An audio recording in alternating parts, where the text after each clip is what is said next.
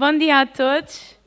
Antes de mais, em nome de todo o 11º C, agradecemos a presença de todas as turmas e professores, assim como aos palestrantes que disponibilizaram do seu tempo para estar aqui. No âmbito do nosso projeto DAC, decidimos organizar esta palestra intitulada como A Conversa Com. O nosso tema de DAC é os problemas da adolescência e como resolvê-los. Para um melhor esclarecimento de todas as nossas dúvidas, convidamos especialistas nestas temáticas.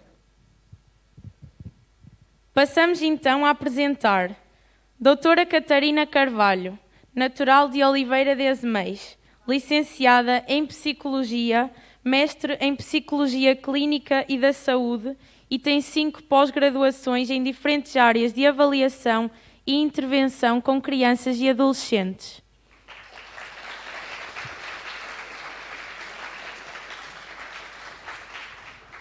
Doutora Ana Rebelo iniciou o internato de formação específica em pediatria no Centro Hospitalar entre Douro e Volga, encontrando-se atualmente no 5º ano.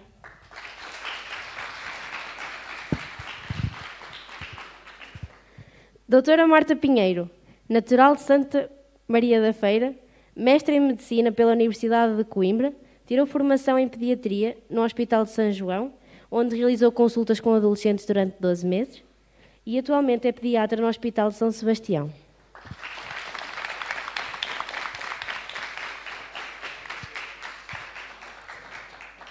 Dr. Rafael Figueiredo, natural de Albergaria à Velha, mestre em Medicina pela Faculdade de Medicina da Universidade de Lisboa, especialista em pediatria pelo Centro Hospitalar Universitário do Porto, agora trabalha como pediatra no Centro Hospitalar entre Douro e Boga.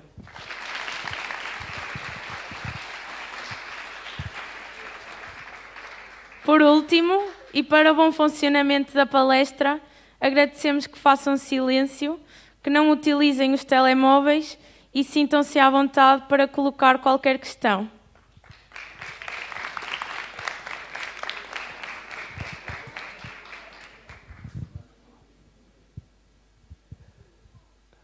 Mais uma vez agradecemos a presença de todos, nomeadamente a presença dos palestrantes. Gostaríamos de acrescentar que a palestra vai durar por volta das 13 horas e que o intervalo vai correr entre as 11h40 e as 11h55. Como o tema que foi escolhido é algo que nos diz respeito a todos e algo que é sério, nós gostaríamos que levassem este tema com a devida seriedade. Esperamos que apreciem e consigam aprender algo a partir desta conversa. E, para iniciar a conversa, como existe uma turma que tem um DAC parecido com o nosso, essa turma irá fazer algumas perguntas.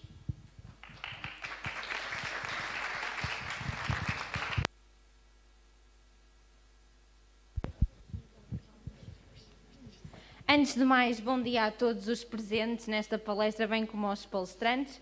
Nós, alunos do 10º A, semelhança de outras turmas aqui, no âmbito do projeto de DAC, estamos em desenvolver uma newsletter que tem por objetivo incutir na comunidade escolar um pensamento crítico e informado sobre a temática da saúde mental. Assim, pretendemos, no decorrer desta entrevista, obter algumas respostas a algumas questões relacionadas com este tema. Salientamos que estas questões serão aditadas às pesquisas previamente realizadas, de maneira a enriquecer o nosso projeto final. A primeira questão que temos é do tema ansiedade. O que diferencia a ansiedade normal da patológica?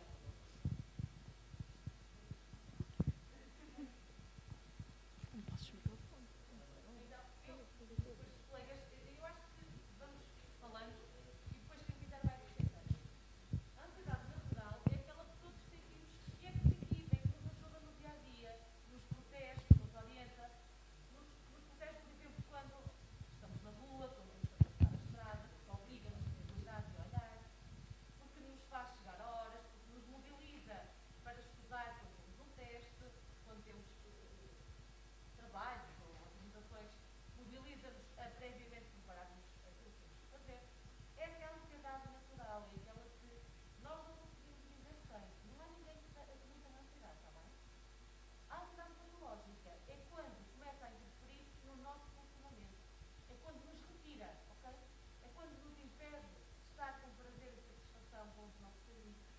a nossa família, é quando nos deixa muito amedrontados perante alguma situação, seja ela qual for, uma situação social, uma avaliação.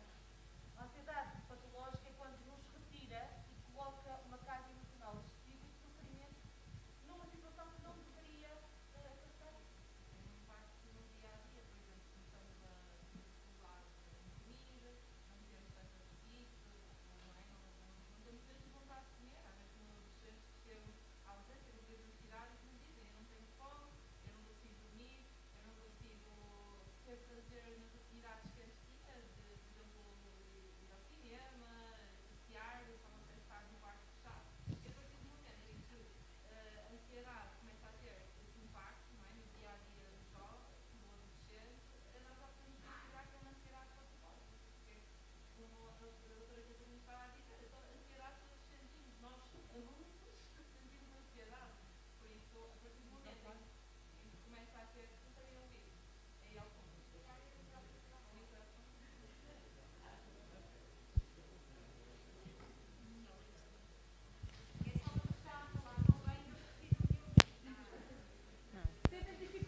Assim conseguem ouvir? Pronto. Como estava a dizer, a ansiedade, pronto, começa a ser patológica quando começa a interferir no dia-a-dia, no nosso dia-a-dia. Começa a interferir no sono, começa a interferir na alimentação, começamos a não ter vontade de fazer aquilo que nos dava prazer anteriormente. E pronto, e era como estávamos a dizer, toda a gente sente ansiedade em determinado momento da sua vida, não é? Quando temos um teste, quando temos uma avaliação, quando vamos fazer alguma coisa que nos deixe mais desconfortável, mas a partir do momento que começa a ter esse impacto, já podemos considerar que é patológico.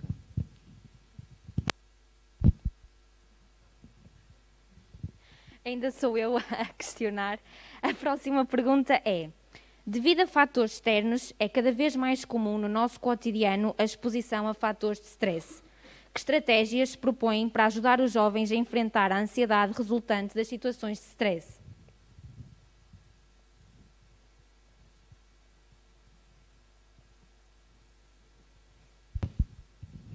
Então, bom dia a todos. Como a Ana estava a dizer, o stress todos nós temos. Aliás, nós estamos estressados por estar aqui a falar convosco. Ponto número 1. Pronto. O que nós temos que entender é que é normal sentirmos esta situação. Depois, arranjar estratégias, porque umas pessoas vão ser mais ansiosas que outras. Ponto número 1 é termos algumas regras connosco próprios, nomeadamente hábitos saudáveis de sono. Se nós não dormirmos em condições, se não tivermos uma higiene de sono adequada, vamos estar mais predispostos, mais irritados e vamos ter mais stress só por isso. Depois, perceber como é que começamos a sentir que estamos a ficar mais ansiosos e tentar travar esses sintomas. Normalmente, todas as crises de ansiedade que nos chegam, nomeadamente ao serviço de urgência, começam sempre da mesma maneira. O respirar mais rápido, o começar a sentir formigueiros na língua, na cara, nas mãos, o começar a respirar rápido e a sentir que está a apertar o peito, está a apertar na garganta, tentamos engolir e não passa. Pronto, uma sensação, às vezes há adultos e adolescentes que nos descrevem uma sensação de que vou morrer e não consigo controlar a respiração. Primeiro perceber que se calhar quando isto está a acontecer temos que fazer alguma coisa. E alguma coisa é tentar primeiro controlar a respiração, porque isto a nível cerebral, o facto de nós estarmos a hiperventilar, a respirar muito rápido, vai fazer com que a nível cerebral hajam alterações que desencadeiam todos os outros sintomas que nos podem levar até a desmaiar, por exemplo, e às vezes acabam na urgência por causa disso. O que é que nós podemos fazer para tentar controlar? Para já, se não nos estamos a sentir bem, pedir ajuda. Sentar, está bem? Não devemos ficar de pé, porque se depois cairmos, ainda é pior. Sentar, tentar falar com alguém com calma, está bem? Às vezes ouvir música pode ajudar, está bem? Há uma estratégia que nós às vezes utilizamos que é o respirar para dentro de um saco. Pronto, que eu já sei que na escola que tentaram tirar isso, mas isso é uma verdade, é que como estamos sempre a respirar o dióxido de carbono, vai obrigar cerebralmente a que diminuamos a nossa frequência respiratória e isso vai acalmar-nos, ainda que possa ser um bocadinho difícil de entender. Beber água, está bem? Pronto. E depois perceber porque é que isto aconteceu. Normalmente há sempre um fator precipitante. Ou é porque eu estou no meio de muita gente e não estou habituada a isso, ou é porque tenho um medo específico, seja de um animal, seja porque vou ter... É sempre no teste de matemática, é sempre na aula de educação física porque tenho dificuldades em fazer os exercícios, ou é sempre que me chateio com a minha mãe. Tentar perceber porque é que isto me está a acontecer. Nem sempre temos a resposta à primeira ou à segunda semana. Pronto. E depois, se isto começar realmente a intervir na nossa vida, vamos ter que procurar ajuda. Podemos procurar inicialmente dos nossos pais ou dos nossos irmãos, dos nossos colegas que às vezes até já podem ter tido uma situação semelhante, e depois vocês têm psicólogo na escola, têm o centro de saúde a quem também podem recorrer. Pronto, isto aqui quando começa a intervir com as nossas situações. Pronto, algumas das estratégias. Querem acrescentar?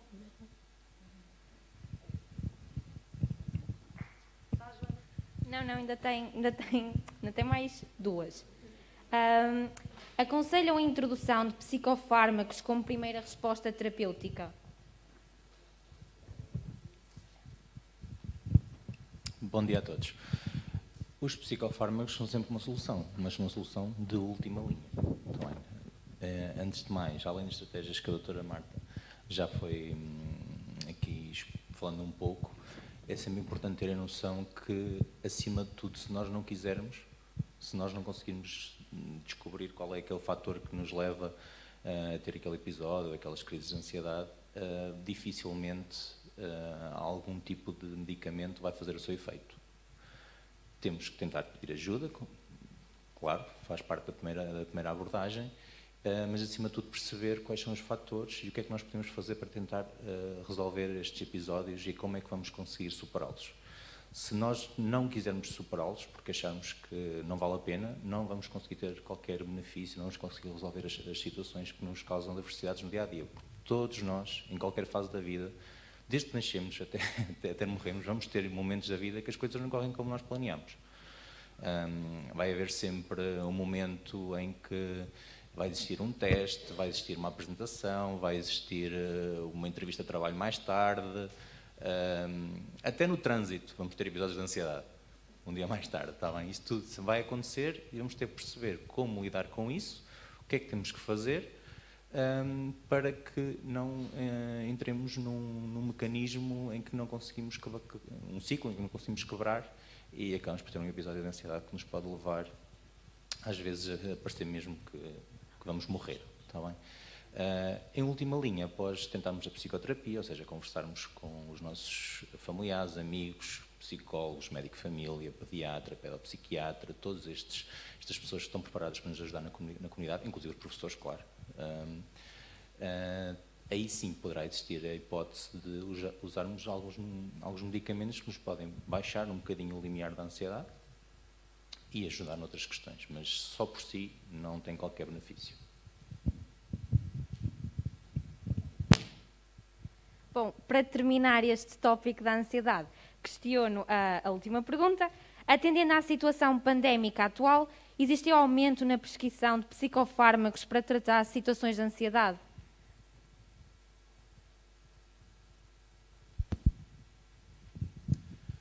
Desde o início de 2020, sim, existiu um acréscimo, não só dos adolescentes, não podemos falar só dos adolescentes, falar dos adolescentes, dos jovens, dos adultos. Um aumento da necessidade de ajuda por parte da nossa população, não foi só a nível local do país, foi mesmo a nível europeu ou mundial, com necessidade de mais ajuda. Claro que em termos estatísticos, quando maior número de pessoas precisa de ajuda, claro que o maior número de pessoas também vai acabar por necessitar de uma intervenção com medicamentos. Sim, existiu um maior número de pessoas que necessitaram de ajuda com os medicamentos, com as vantagens e desvantagens que cada medicamento traz, mas penso que agora que a pandemia está-se a dissipar um bocadinho, as medidas de restrição estão a ser levantadas, as coisas estão um pouco mais calmas, a nossa saúde mental enquanto população, não é só para os adolescentes, também está a começar a melhorar um bocadinho.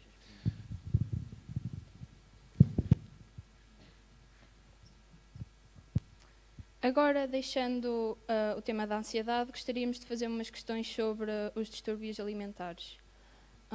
Que fatores físicos e ou psicológicos podem influenciar o desenvolvimento ou aparecimento da doença?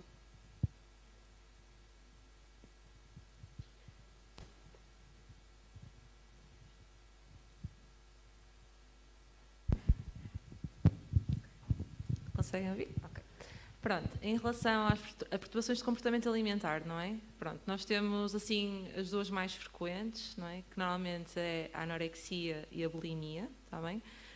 A anorexia, pronto, e a bulimia normalmente, mais até a anorexia, está relacionada normalmente com um perfil de personalidade, que normalmente são adolescentes assim muito perfeccionistas, normalmente são aqueles adolescentes muito bons alunos, que têm muitas atividades extracurriculares e que querem ser perfeitos a tudo, pronto, e basicamente têm um nível de autocontrole, ou seja, conseguem, têm objetivos sempre muito altos, não é? E têm um nível de autocontrole muito alto também, pronto, e normalmente no que nós vemos, mesmo no hospital, nas consultas, é isso, é esse perfil de jovem, assim, um jovem muito bom aluno, um jovem que...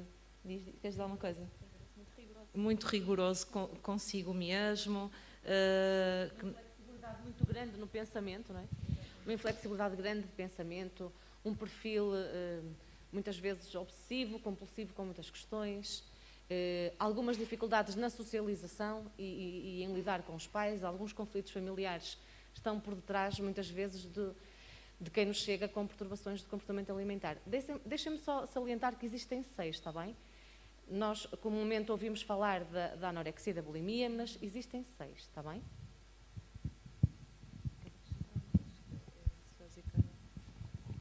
Ainda relativamente a este assunto, como é que podemos intervir para evitar o agravamento da doença?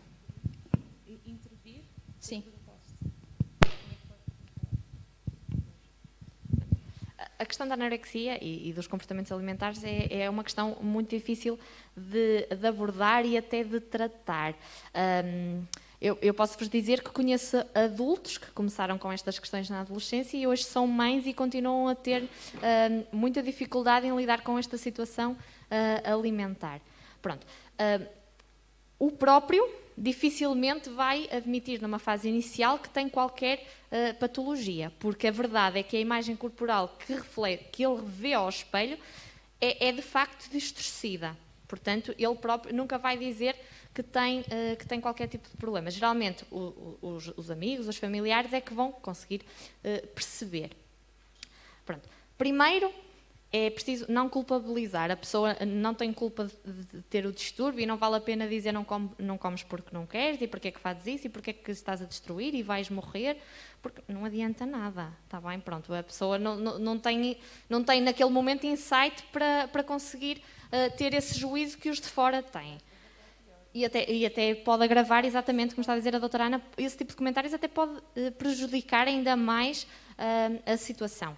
Pronto, o que as pessoas envolventes podem fazer é, para já, nesta situação tem que ser procurada uma ajuda personalizada e profissional. Pronto. É preciso haver psicoterapia, é preciso haver intervenção médica, porque há consequências físicas muito graves, está bem? Isto pode levar a internamentos por causas nutricionais. Pronto.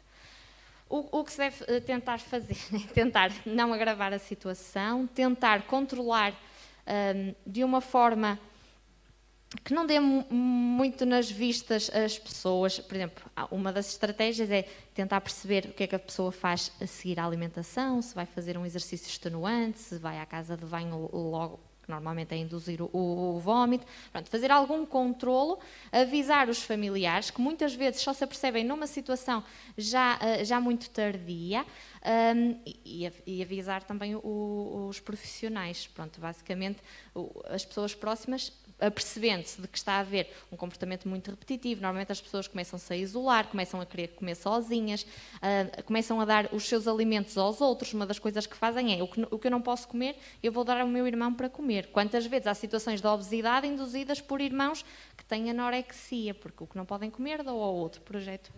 Um exemplo curioso que, por acaso, no estágio de adolescentes, que um dos médicos que estava comigo me contou, que é, normalmente as pessoas com esses distúrbios, até, por exemplo, gostam muito de cozinhar, fazem bolos, fazem comidas assim muito calóricas, só que depois o que é que acontece? Eles fazem essas comidas, fazem os bolos, e depois não os comem, ou seja, fazem para aparentemente mostrar que não têm qualquer problema com a comida, mas como eles têm um autocontrole tão grande, conseguem chegar ao ponto de fazer uma coisa super apetitosa, não é? Que qualquer pessoa devorava. Eles cozinham, fazem aquele bolo e depois deixam-no e não o comem. E deixam para a família comer. E dão aquela falsa sensação de que não têm problema nenhum com a comida, não é? E, portanto, é para vocês verem o nível de autocontrole que os jovens conseguem ter.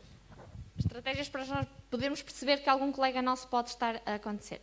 Emagrecer à nossa frente, isto é rapidamente, perder uma grande massa corporal e dizer que não, usar roupas largas, que é para tentar disfarçar, começar a fazer exercício físico de forma extenuante, começar a comer sozinho, está bem? Convidam para ir jantar, dizem que não, ou que já jantaram, ou que não é preciso, começam a dar os seus alimentos aos outros, ou dizem que não precisam de lanchar, que não têm fome, ou porque estão mal dispostos, ou porque vomitaram, ou sempre que comem vão à casa de banho a seguir. Pronto, isto são normalmente rotinas, e são realmente o perfil que a doutora Ana já explicou, pessoas muito perfeccionistas, muito rigorosas, com comportamentos muito obsessivos, de querer sempre tudo muito organizado, muito arrumado. Pronto, é isto. Agora, intervenção direta, pronto, é um bocadinho difícil, porque aí precisa mesmo de ajuda profissional.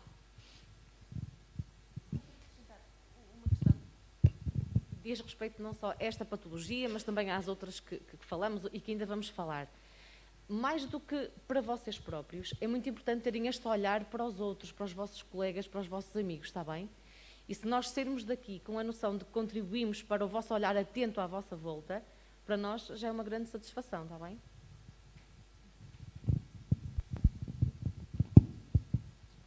Agora, passando ao tema da depressão, temos duas questões a fazer.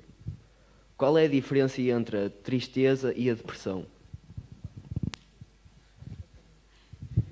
Então, tal como na ansiedade, a tristeza também é aquela emoção que todos nós sentimos sem exceção, não é?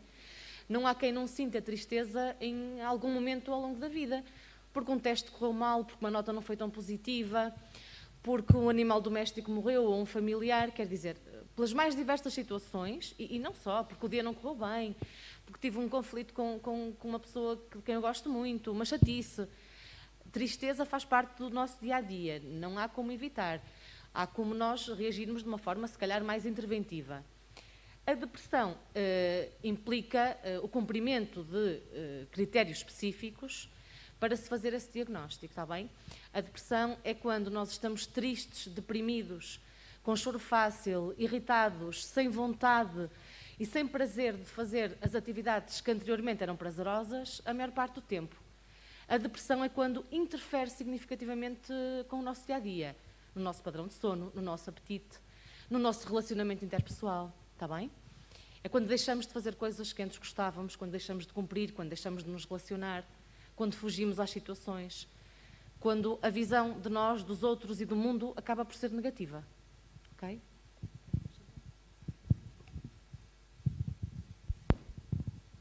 Ainda no tema da depressão, gostaríamos de perguntar uma última questão. Que comportamentos devemos adotar na sociedade atual para não cairmos num quadro depressivo?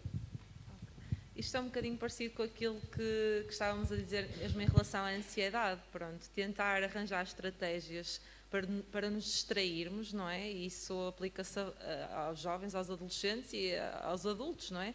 Tentar fazer aquilo que nós gostamos de fazer mais vezes, ir passear, sair com os amigos, ir ao cinema, tentar fazer alguma coisa que nos distraia.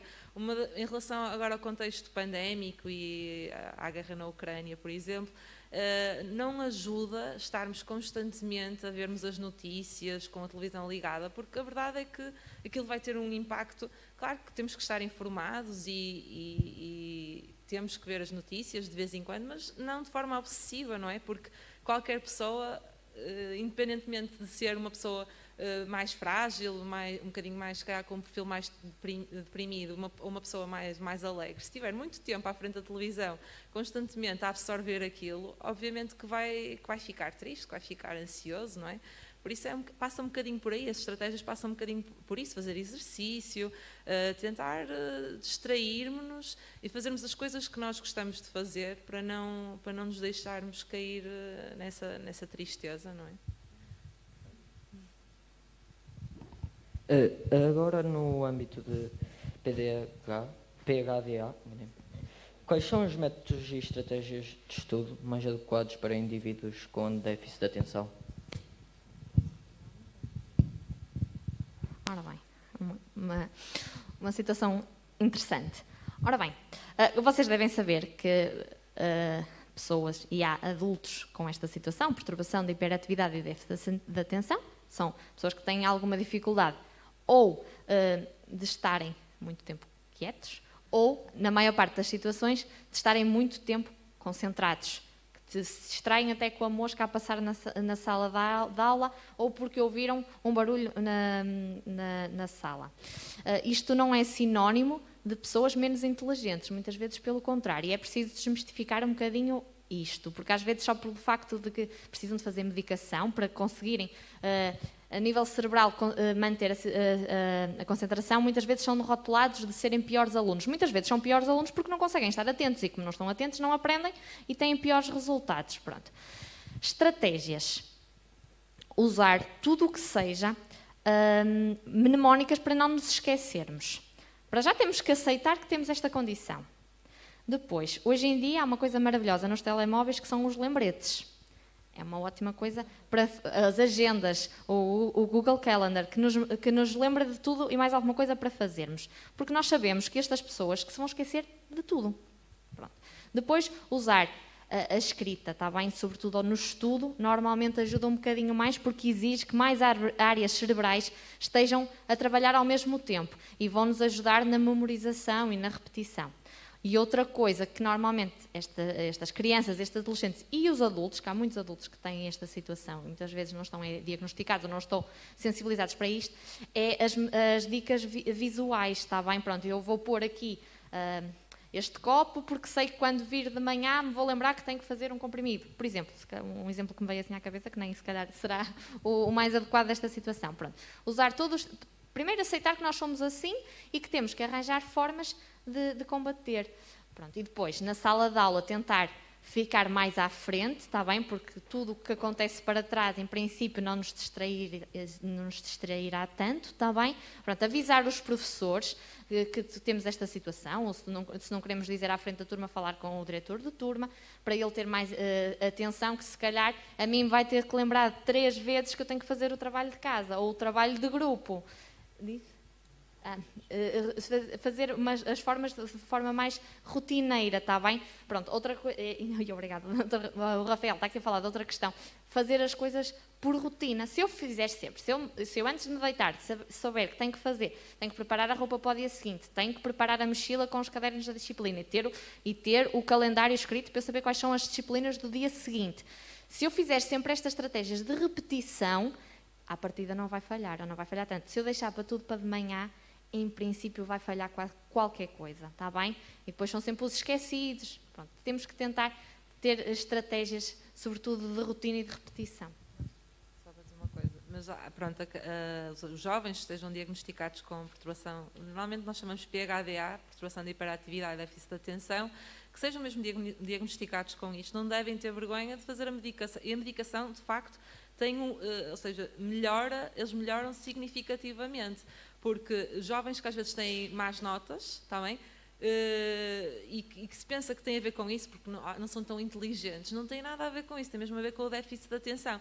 E eles começam a tomar a medicação, que é, pronto, nós chamamos o metilfenidato, existem outros, mas normalmente é esse, e melhoram logo as notas, está bem? E tem a ver com isto, é mesmo um problema orgânico, é mesmo uma alteração no cérebro que faz com que eles não consigam estar tão atentos ou não consigam parar quietos na cadeira, está bem? Isto é mesmo uma coisa orgânica, não é porque eles querem ser assim, eles não conseguem ser de outra forma. Pronto, e era isso. Então, só vou aqui terminar, queria acrescentar aqui outra situação. Na questão do estudo, é muito importante que usem pistas visuais, post-its, sublinhadores, mas mais do que estarem o tempo todo a ler e a escrever, a forma como funciona melhor no vosso estudo é ser um estudo prático, falado, muitas vezes até em conjunto com um colega que vocês sabem que funciona bem, vocês tentarem reproduzir aquilo que leram na aula, que ouviram, mas sobretudo falarem. Eu só sei que sei quando eu testo o meu conhecimento, ok? Ser um estudo mais proativo da vossa parte. Calendarizem no vosso horário momentos de estudo para as várias disciplinas. Distribuam o tempo, 30, 40 minutos, depois deem uma pausa, mas agendem, ok? As pessoas com PHDA têm também elevados índices de impulsividade. Portanto, há coisas que podem passar à frente, que tendem a adiar sistematicamente as tarefas. Atenção a isto, aos prazos, calendarizem, criem mapas visuais de quando é que têm o quê, testes, apresentações, o que quer que seja. Tornem tudo muito visual e apelativo, está bem? E com os lembretes, como referiram, é muito fácil hoje em dia.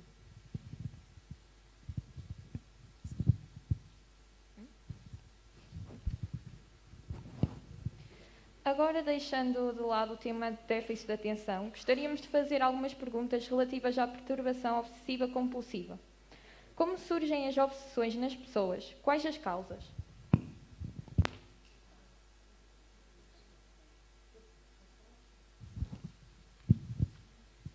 Então, as obsessões são pensamentos rígidos e negativos, muitas vezes, que circulam e que nos induzem a ter algum tipo de comportamento, ou seja, de compulsão, para aliviar aquele estado de ansiedade. Como, por exemplo, se eu ouvir ou se vir falar, vou dar exemplos, teria imensos, sobre lixo ou sobre sangue, eu tenho que cuspir porque eu não vou ficar bem. O meu pensamento fica cíclico à volta daquele assunto que me enoja e eu tenho que cuspir para ficar bem, ok? Ou então eu tenho que abrir e fechar um número de vezes específico a porta para me certificar que ela está efetivamente fechada. Portanto, estas obsessões, que são pensamentos que nos causam ansiedade, que nos afligem, que nos causam um sofrimento tremendo, levam-nos a ter algum tipo de compulsão e de comportamento que nos alivia esta ansiedade. Deixem-me só aqui referir uma questão muito importante. As perturbações obsessivo-compulsivas e as perturbações de comportamento alimentar são das perturbações mais graves ao nível da saúde mental e mais difíceis de tratar, está bem? Exige uma avaliação caso a caso, exige uma avaliação bissemanal, muitas vezes, uma intervenção bissemanal. São perturbações graves e muito complexas. Só porque perguntaram qual é a causa, é muito difícil identificar a causa e quase nunca conseguimos identificar a causa, está bem? Isto tem a ver com muitos fatores, está bem, que predispõem uma determinada pessoa a ter estas questões, está bem? Pronto, por isso dizer-vos uma causa, isso não conseguimos dizer hoje, está bem? Ou pelo menos assim neste âmbito. A hereditariedade também tem uma grande percentagem nestes casos, 30% a 40%, quer das perturbações de comportamento alimentar, quer das POCs, tem uma grande prevalência de hereditariedade, está bem?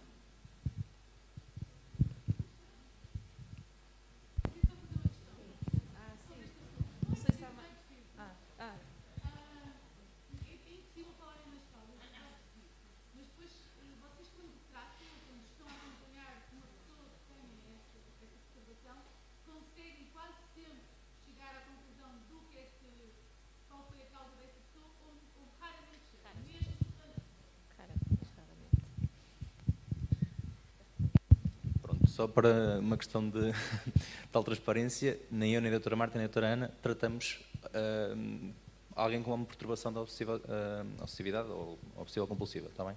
Nós somos pediatras mais virados para a parte orgânica, mas também temos a medicina do adolescente, toda essa questão, mas alguém com uma perturbação obsessiva convulsiva é tratada pela pedopsiquiatria, está bem? E pela psicologia, em conjunto, acabamos por ser uma equipa multidisciplinar, mas não é propriamente para a parte orgânica, porque não há nada que se identifique, em termos orgânicos, que seja típica deste tipo de patologias. Podemos falar de alterações da transmissão neuronal, etc., mas não há nada que conseguimos identificar num doente com este tipo de patologia. Sim, é multifatorial, tem a componente hereditária, genética, até ambiental, ou algum outro fator que muitas vezes até passa despercebido.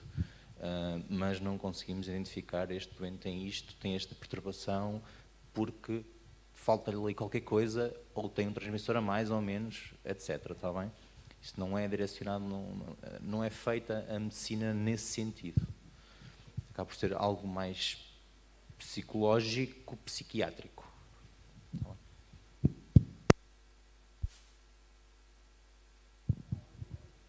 Bom dia a todos, vou dar início ao tema dos comportamentos aditivos com a minha pergunta, que é a seguinte: existe algum tipo de sinal que indica que um adolescente esteja envolvido no consumo das drogas?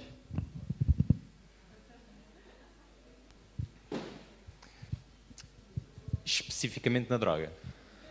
Qualquer droga. Ok. Sim, existem vários sinais e vocês, por vocês e para os outros, têm que estar atentos, claro. Os consumos, desde o álcool, se calhar ao outro extremo, a heroína, podem levar a comportamentos aditivos. Uns agentes, umas drogas mais que as outras, mas todas vão invariavelmente, se for feito a longo prazo ou até a curto prazo, no caso das drogas mais pesadas, e que meto muitas aspas nisto, levam a comportamentos aditivos. O que é que os comportamentos aditivos levam a fazer? Se alguém está constantemente a pensar que vai precisar de fazer novamente aquela droga, o que é que vai acontecer? E aqui quero que vocês também interajam um bocadinho, senão isto fica uma seca. Se eu estou a pensar que tenho que ir fumar um charro de marijuana, o que é que eu vou estar a fazer na aula?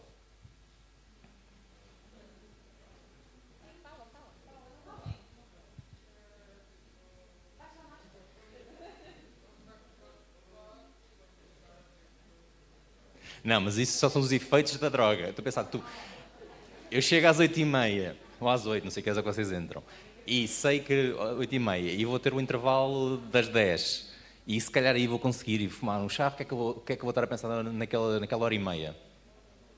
No charro. Quero lá saber do que se está a dar na aula de matemática, física ou química, o que quer que seja. O que é que eu vou fazer? Onde é que me vou esconder? Não é? O que é que isso vos faz? Opa. Faz com que vocês não tenham zero atenção, vai interferir com o vosso dia-a-dia. Está bem?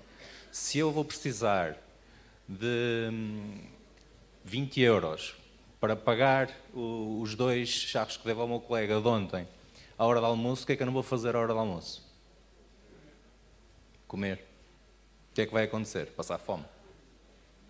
Ao menos que vocês tenham acesso fácil ao dinheiro. Mas aí, não trabalhando, tem que se perceber, e vocês vão perceber que alguém está a gastar demasiado dinheiro, vocês ou o vosso colega, não é? Sim? Mais coisas que vocês acham que, se termos a consumir droga, qualquer ela que seja, vai acontecer. Além da parte dos olhos pesados.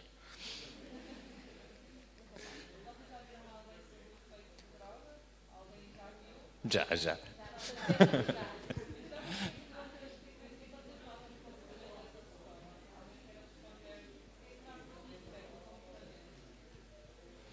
Fazer a pergunta de outra forma. Quem é que nunca experimentou álcool na vida? Nunca.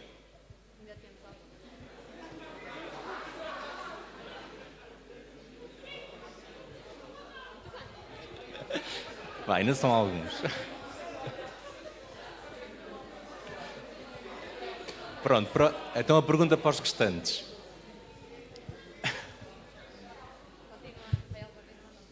A pergunta para os restantes. todos os que eles experimentaram álcool, certeza que viram alguém, ou os próprios experimentaram, o extremo do consumo de álcool. Embriaguez, certo?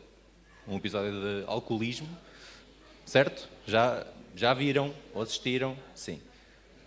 Muitas vezes, no dia a seguir, quando falaram com essa pessoa, perceberam que essa pessoa fez alguma coisa que se arrependeu.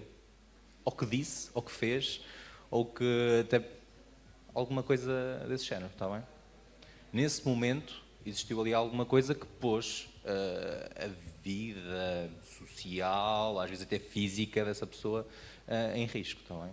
Estamos a falar daqui de vários aspectos que acabam por ser um efeito do consumo de droga. Claro que se, por exemplo, no contexto do álcool, se vê um colega vosso que sistematicamente, em episódios em que está embriagado,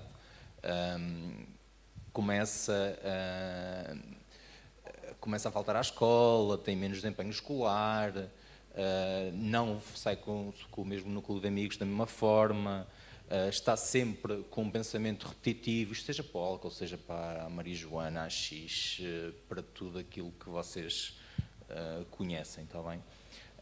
Todos esses são sinais de que existe ali um comportamento aditivo e que está a pôr em risco a vida da própria pessoa e até do núcleo de amigos e a família. Mas isto é interessante se vocês discutissem e colocassem exemplos, está bem? Porque senão...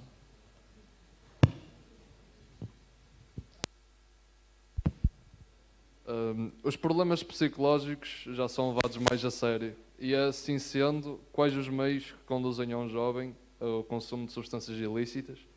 E caso isso aconteça, quais os meios de tratamento para ele poder sair desta dependência? O consumo das substâncias ilícitas pode ser por vários fatores. Ou por uma situação de prazer, de euforia, de entusiasmo, no contexto da ansiedade, da depressão, como uma forma de apaziguar esses pensamentos ou esse estado, devido ao facto de alguém querer integração, querer uma adaptação social, uma aceitação social e até parecer fixe no meio dos colegas, porque eu até consumo isto, até fica bem, parece bem, mas parece bem na cabeça dele, está bem? Toda a sociedade, todas as faixas etárias acabam por mais tarde ou mais cedo condenar esse comportamento porque é um comportamento autodestrutivo. Até pode correr bem, fumar de vez em quando, uma vez ao fim de semana, mas quando passasse todos os dias, além de sentirem no bolso, vão sentir no próprio corpo. Para além de há um outro fator que na bocada a doutora Marta estava a falar comigo. Existem, e eu já vi, surtos psicóticos e até episódios desencadeados de esquizofrenia após consumo de algumas ditas drogas leves. Está bem? São raros, mas acontecem. E quando acontecem são muito graves. Havia assim mais alguma questão na... Dos tratamentos. Desculpa, dos tratamentos. Isso é importante. Com o avanço na tecnologia, o mundo dos videojogos tem vindo a aumentar. Continua, acaba. Acaba a pergunta, anda lá. Acaba a pergunta. Com o avanço da tecnologia, o mundo dos videojogos tem vindo a aumentar. E cada vez há mais pessoas viciadas. Maioritariamente jovens. De que forma é que o vício nos videojogos pode afetar a nossa vida escolar, familiar e de trabalho? Pronto, falando dos tratamentos que também se aplicam aos videojogos ou qualquer comportamento aditivo. Os tratamentos, vocês quando são identificados ou como suspeitam, tanto por acharem que estão a ter um comportamento aditivo, seja uma droga ou algo que é um videojogo, devem procurar ajuda com as pessoas que os querem melhor, que serão os vossos amigos, familiares, professores. Se por algum motivo acharem que se não será uma via, existem outras vias alternativas, tanto pelo médico de família, os cuidados de saúde primários, ou pela estrutura que faz parte do Sistema Nacional de Saúde, de apoio aos comportamentos aditivos. Basta pôr no internet toxicodependência, comportamentos aditivos, aparece-vos logo nos primeiros sites que os apresenta, estruturas que estão de apoio e que existem preparadas no nosso país para apoiar qualquer pessoa que suspeite ou que acha que tem um comportamento aditivo. Existe a linha SOS Vida, droga, em que vocês podem comunicar por via telefónica, por e-mail, através do questionário, ou mesmo dirigirem-se a um centro integrado, onde são feitos a avaliação por uma equipa multidisciplinar, que tem psicólogos, psiquiatras, outros médicos, terapeutas, para permitir o tratamento, seja de forma ambulatória, ou seja, as pessoas vão lá às consultas, em hospital de dia, as pessoas vão lá fazer algum tipo de medicação para tentar controlar este comportamento aditivo, ou mesmo internamento em casos mais extremos.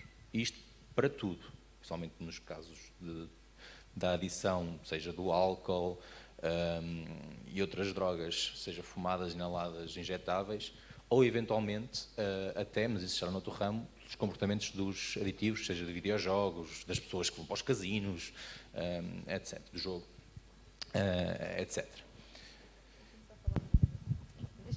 Só particularizar aqui uma coisa da questão dos videojogos, porque está a ser realmente uma realidade, até mesmo em crianças, está bem, em pessoas bem mais novas que vocês, que começa a ter um comportamento muito complicado, porque começa por ser só um jogo do tablet, os pais vão permitindo, não, deixa de haver regras, e depois tudo isto leva a várias questões, mas deixem-me puxar aqui a brasa à nossa sardinha, que é mesmo as questões de saúde. Se nós estamos toda a noite a fazer um jogo, porque temos que passar o nível, porque temos que ganhar ao nosso amigo, porque estamos a jogar online, essas coisas todas, vamos ter alterações do sono. Tudo isto vai começar por haver um baixo rendimento escolar. Começa a haver maior irritabilidade, passamos com os nossos colegas, porque estamos a morrer de sono, estamos cansados, começamos a ter más notas, ficamos frustrados com isso.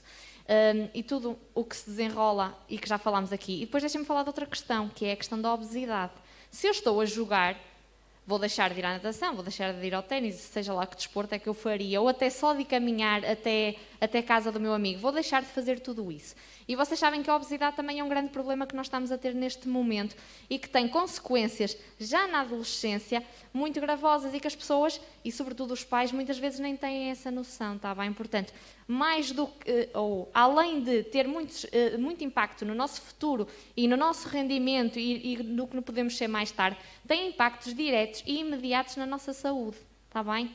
Pronto, para tentarmos perceber que qualquer vício pode ter estas alterações.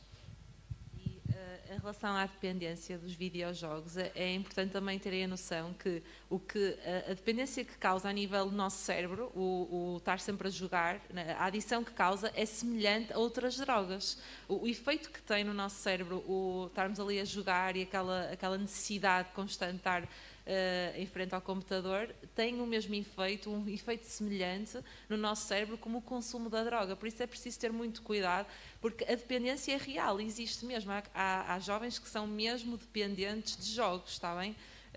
Eu não sei se vocês conhecem alguém que tem assim um problema grave desse género, mas isso existe, está bem? Há pessoas que têm mesmo que fazer tratamento médico, está bem? Por isso é um assunto sério, está bem?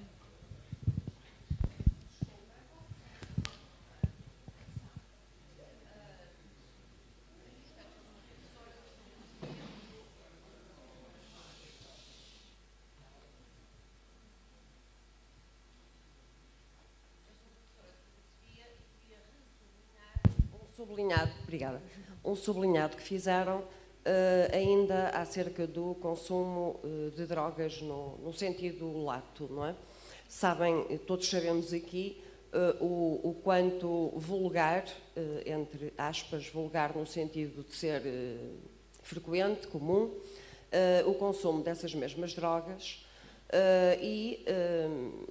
portanto, particularizando o caso dos adolescentes, que têm muita informação à sua disposição, mas nem sempre são informados, por variadíssimas razões, começando porque não querem, e, portanto, sublinharam que eu achei importante para os meninos prestarem atenção relativamente ao facto de consequências na saúde do ponto de vista orgânico, não é? Que podem aparecer como consequência desse mesmo consumo. É evidente que a expressão drogas leves, não é? Parece que desculpabiliza quem as consome. E, portanto, parece que não tem um efeito que possa comprometer a nossa vida ou a nossa saúde.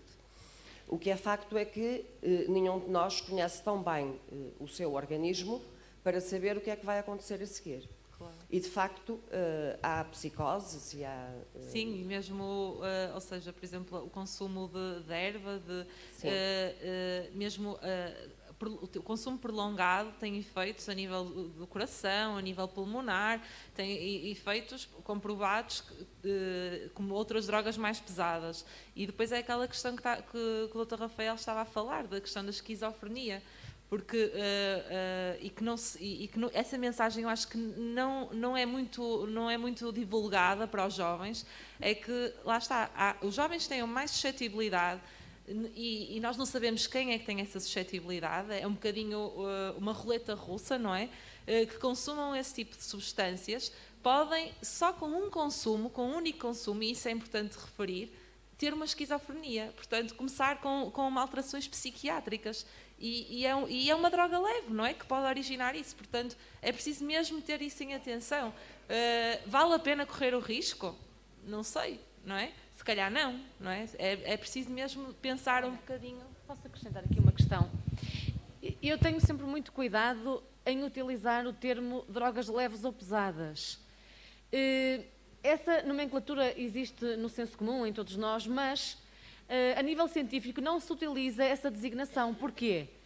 Aquilo que influencia o impacto que tem em nós é a relação que temos com o consumo. Não é se é álcool, se é heroína, ok? Embora são substâncias diferentes e com impacto diferente, a relação que temos com essa substância, o tipo de consumo, a frequência, é que, nos prediz o malefício que terá em nós e ao longo do tempo, está bem?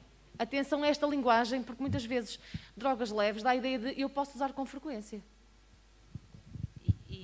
E é isso, e o consumo, por exemplo, da erva, nós sabemos que é ilegal, não é? Em Portugal é ilegal, se fosse, é uma droga ilegal, apesar de haver essa noção, essa mensagem de ser uma droga leve, é ilegal e os efeitos podem ser de facto muito negativos num jovem que seja mais suscetível, portanto... ter essa mensagem é que nós gostávamos mesmo que fosse passada. Um bocadinho sobre a questão destas drogas que muitas vezes acabam por ser consumidas mais frequentemente e que em Portugal também são ilegais, embora tenha sido descriminalizado, ou seja, ninguém vai preso por estar a consumir. Primeiro, fica sem o produto que estiver a consumir, se for apanhado pela polícia, claro, fica sem ele e recebe uma multa ou uma penalização com, por exemplo, trabalho comunitário. Também. E não é agradável andar, por exemplo, a limpar valetas ou a cortar o jardim ou a limpar o jardim de qualquer sítio durante algum tempo. Também simplesmente porque estava a consumir. Em segundo ponto...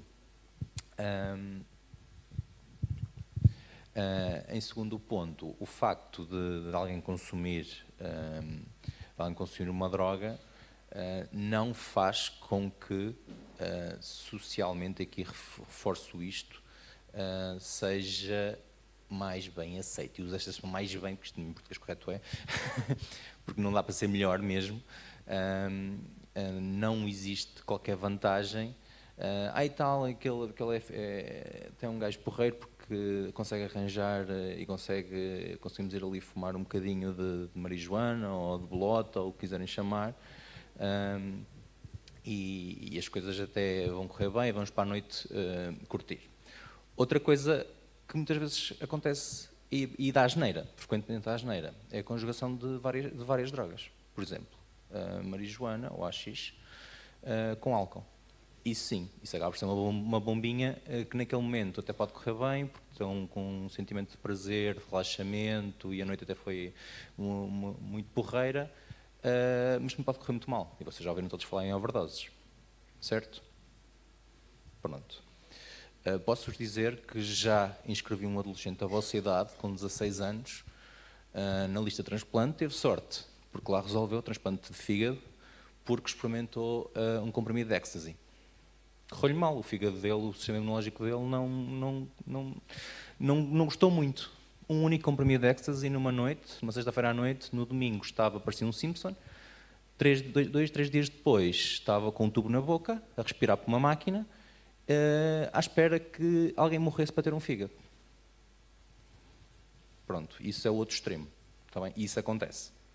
Vocês, se calhar, não conhecem, ninguém tenha acontecido isso, mas vai acontecendo. E não é só na feira, não é só no Porto, vai acontecendo vários casos no país. Tá bem? Isso acontece muitas vezes. E quem fala nisso fala nos comprimidos, que isto agora está a ser cada vez mais usual. Para já, drogas químicas que depois são difíceis de rastrear, mas a intoxicação medicamentosa, o tomar muitos comprimidos, muitas vezes com uma intenção de chamar a atenção e não de propriamente de suicídio, está bem? Porque são questões aqui diferentes, e que às vezes lá nos chegam os adolescentes que tomaram um blister de paracetamol. Inocentemente, o adolescente geralmente acha que fez aquilo e que vai conseguir o ganho secundário que quer, mas atenção ao paracetamol. Atenção que é das piores drogas, fármacos, que nós podemos tomar. Nós sempre que ouvimos na triagem intoxicação por paracetamol, nós já nos benzemos. Porque já sabemos que pode vir aí alguém a precisar de um fígado. E não é imediato, está bem? Leva algum tempo a isto acontecer, está bem?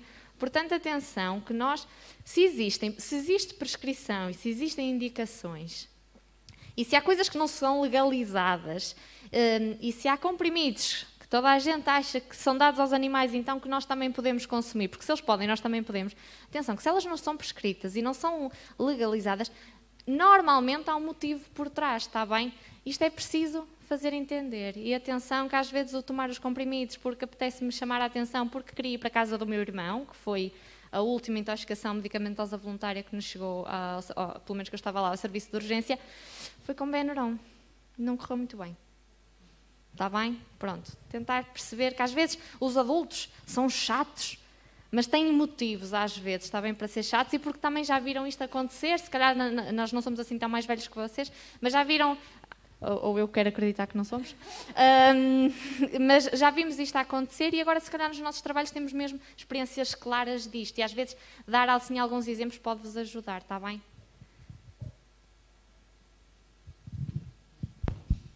Para dar início ao tema das relações familiares e interpessoais, a nossa pergunta é: há pais que privam os filhos de sair com os amigos e duvidam frequentemente das suas capacidades. O que fazer para os pais transmitirem essa confiança para os seus filhos? Eu diria o que fazer para que os pais confiem em vocês, não é? Porque isso é importante. Vocês perguntam o que fazer, como fazer com que os pais transmitam essa confiança. Não, tem que ser vocês a dar essa confiança aos pais, para que com o tempo eles vão confiando em vocês e permitindo aquilo que vocês querem. É importante na vossa idade, claro, aceitarem que há regras, que há limites que têm que cumprir e que vocês também têm que dar provas aos vossos pais de que são merecedores daquilo que vocês lhes estão a pedir. Quando falamos em provas de confiança, pode ser a vossa participação no dia-a-dia e o vosso envolvimento na família, lá em casa. Vocês também se interessam pelos vossos pais, em perceber como é que correu o dia deles, perguntam-lhes como é que eles estão, ajudam-nos, porque eles também têm as suas atividades laborais e chegam a casa e têm um mundo de coisas para fazer. Vocês também predispõem-se para os ajudar, para participar. Vocês estão com eles à mesa a conversar sobre assuntos da escola, do trabalho deles, da vossa família. Isso é extremamente importante. São as respostas e as opiniões e as atitudes e comportamentos responsáveis da vossa parte que vão dar segurança aos vossos pais para eles também vos permitirem algumas coisas. Nunca se esqueçam daquele círculo básico que eu falo muitas vezes, que é: eu para receber eu tenho que dar. E vocês, eu diria em qualquer idade, mas na vossa idade sobretudo, não é? Vocês para receberem dos vossos pais aquilo que vocês pretendem, não é? Também têm que dar alguma coisa nesse sentido. Eu não posso, enquanto filho, só exigir coisas dos meus pais. Eu também tenho que dar.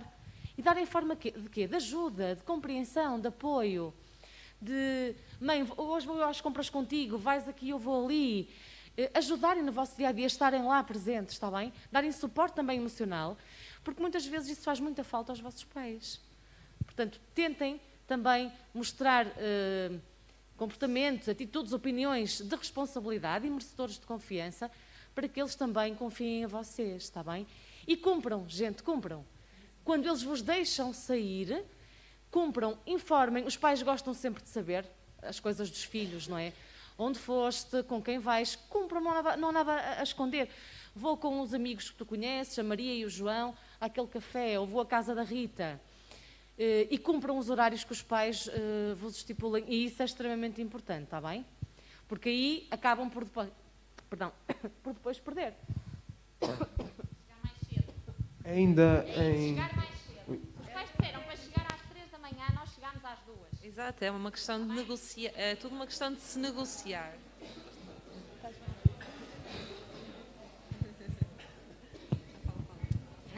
Agora, a sério, temos que ser práticos e dando exemplos práticos. Primeiro, temos que perceber porque é que os pais, se calhar, não confiaram em nós. É porque, se calhar, ou ainda acham que é muito cedo, isso pode acontecer, ou porque, se calhar, nós já fizemos alguma coisa que retirou essa confiança. E isto de cumprir o que nós fazemos, isto tem que ser negociado. Todos nós tivemos que negociar com os nossos pais para sair a primeira vez à noite. Todos nós. Está bem? A menos que fugíssemos de casa, mas isso se calhar já começou tudo mal por aí. Mas se a primeira vez que os nossos pais nos deixam sair de casa e disseram que nos iam buscar à meia-noite, ok, nós vamos aceitar. É a primeira vez que se calhar saímos à meia-noite, estamos à porta do sítio onde for. Se o pai a segunda vez, ou a mãe, ou seja quem for que tome conta de nós, diz que é para chegar às 2 da manhã, nós chegamos à 1h30. Está bem? Isto é mesmo assim, os pais precisam de tempo para perceber que nós deixamos de ser crianças e que estamos a começar a ter uma identidade própria, mas nós temos que lhes dar esse tempo. Eles têm que perceber que nós estamos a crescer, mas não é da segunda para a terça-feira. Ou, neste caso, da sexta para o sábado. Está bem? Eles precisam deste tempo. E nós não podemos dar motivos. Olhem, imaginem, o que é às 5 da manhã, nós ligarmos a um pai a dizer o seu filho está no serviço de urgência e os pais dizem logo, porquê? O que é que lhe aconteceu? É só uma intoxicação alcoólica. O que é que o pai vai fazer a partir daquele momento? Nunca mais confia no filho. Por muito que queira, por muito que a partir daí as coisas mudem, nunca mais há confiança. Está bem? Pronto, nós temos mesmo que saber negociar e perceber que os pais precisam deste tempo e que eles se lembram de como é que foram. E nós podemos perguntar isso. E isso em relação a muitas coisas. Então, mas sento-me com ele e digo, mas como é que foi a primeira vez que tu saíste à noite? Como é que foi a primeira vez que tu foste à discoteca? Perguntar como é que foi a experiência dele. Como é que tu convenceste a avó a sair a primeira vez? Perguntar o que é que eles fizeram, como é que foi com o tempo deles. E depois também explicar que se calhar as coisas estão um bocadinho diferentes e como é que é agora no nosso tempo. Mas eles lembram-se do que é que passaram. Está bem? Isto é mesmo importante. E cumprir o que nós fizemos. Está bem?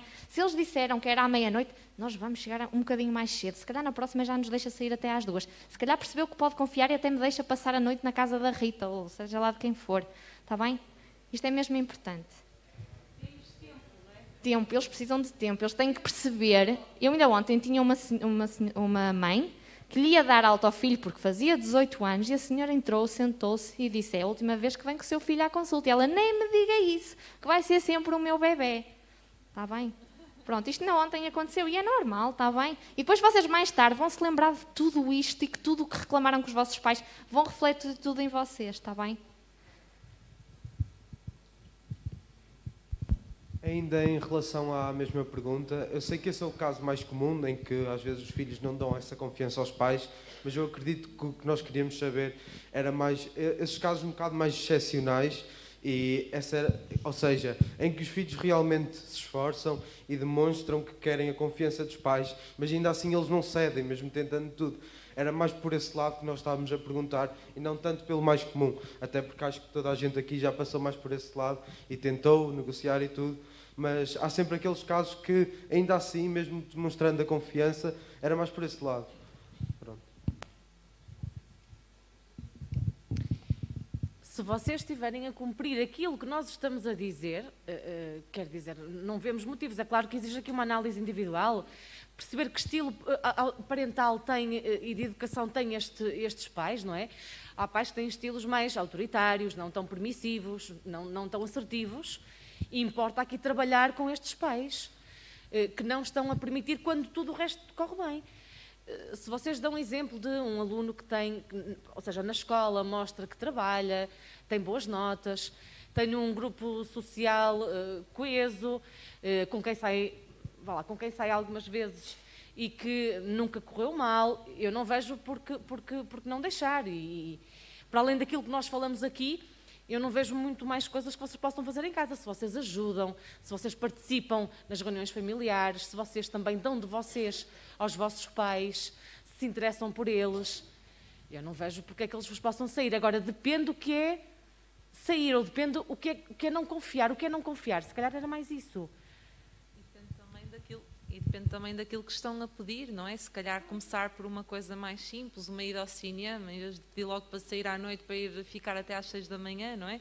Começar por baixo e ir mostrando que os vossos pais podem confiar em vocês, e ir pedindo um bocadinho mais, mas ser uma coisa progressiva, se calhar. Também, às vezes, pode ser por isso que, apesar de fazerem tudo, os vossos pais lhes dizem não, porque se calhar estão a pedir um bocadinho demais, não sei. Mas é o único motivo, é a única... Porque... Querem dar um exemplo concreto? Exato. Se calhar para ser mais fácil? Que tipo de situação é que vocês dizem que os pais não permitem? Que exemplo?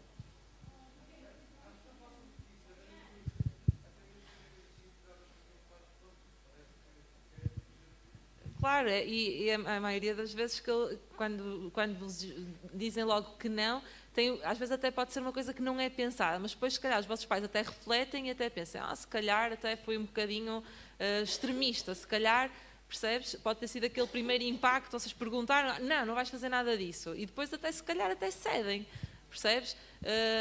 Pronto, tem um bocadinho, depende daquilo que é pedido, depende da forma como é pedido. Tudo é uma questão de se negociar, não é? Olha, pá, se me deixares ir, eu até no próximo teste de matemática juro que vou ter boa nota, vou trabalhar, vou estudar este fim de semana, fazer assim um bocadinho também, não é? Os vossos pais já passaram pela vossa idade e sabem que é normal vocês terem essas vontades e quererem fazer essas coisas, por isso, não é?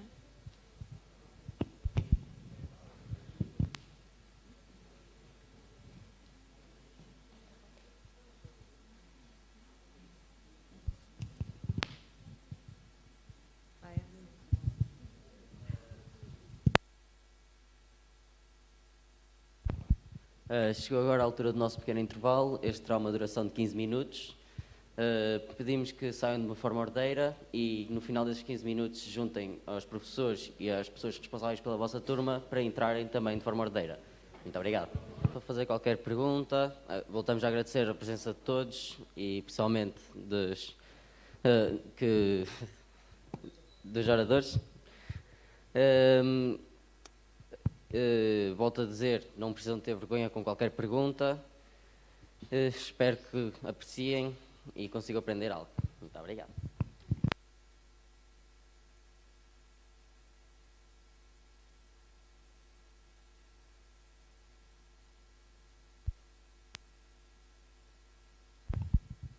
Bom dia.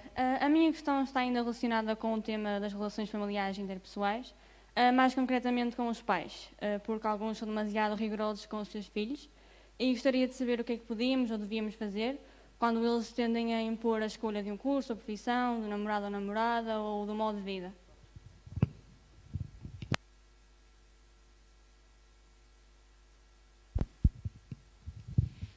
Bem, tentem sempre também perceber a questão aqui mais ligeira, que é, eles querem sem dúvida o vosso bem.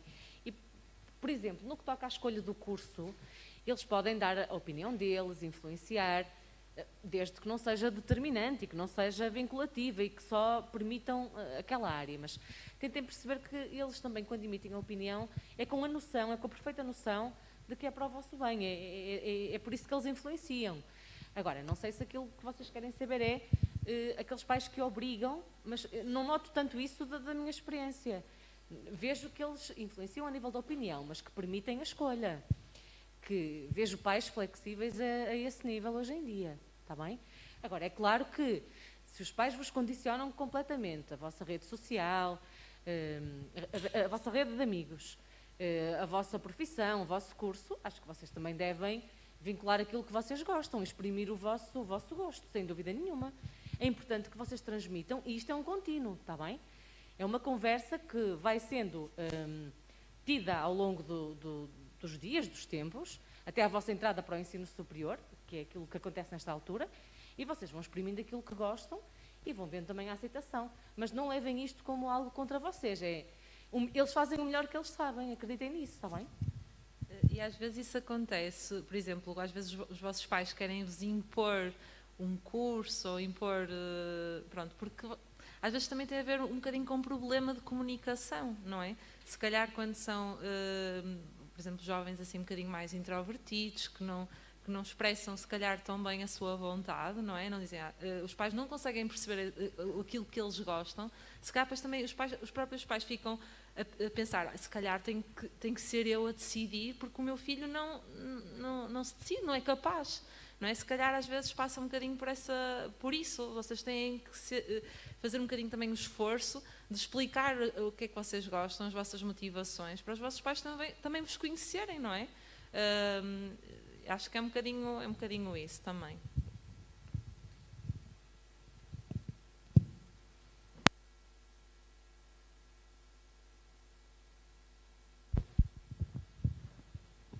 Normalmente os adultos tendem a subestimar o valor da minha opinião, porque sou mais novo, e dizem que ainda tenho muito para crescer para poder participar nas conversas. Como é que eu posso fazer, como é que eu me faço ouvir?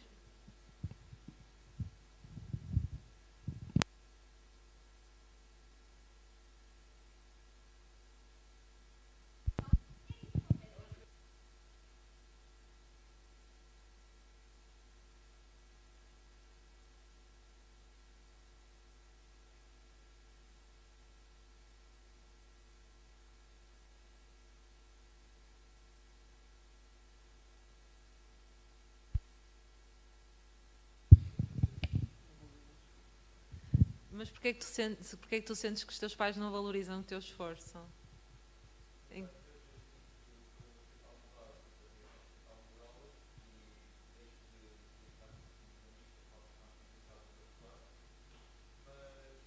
E eles veem esse tempo que tu passas em casa a estudar? Eles veem esse tempo que tu passas em casa a estudar e a trabalhar, eles veem-te envolvido com as coisas da escola?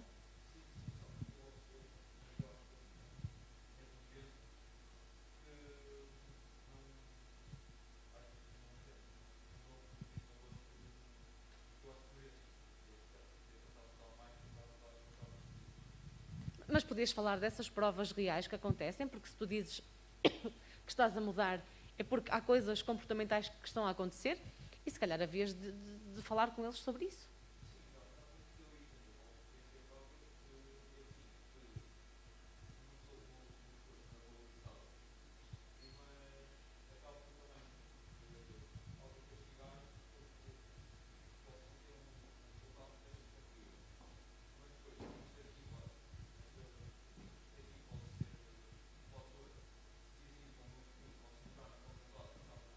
Uhum.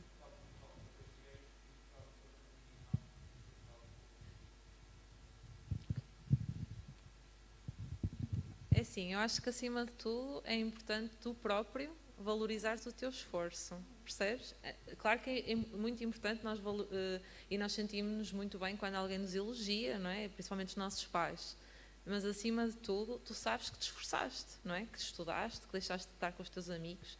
Isso é o mais importante, não é? Mesmo que o contexto, há coisas que nós não conseguimos prever que vão correr bem.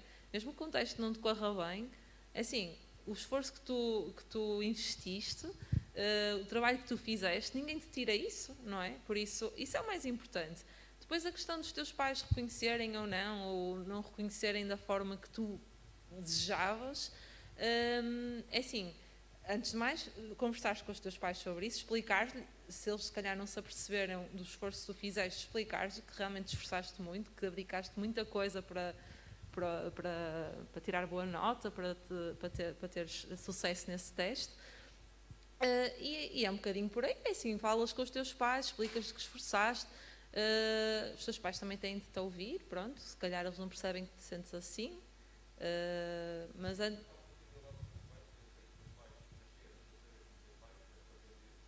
não percebi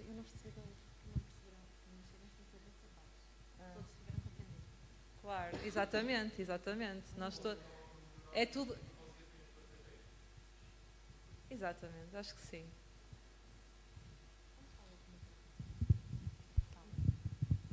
Continuando a ideia do meu colega, há pais que são pais e não querem ser pais.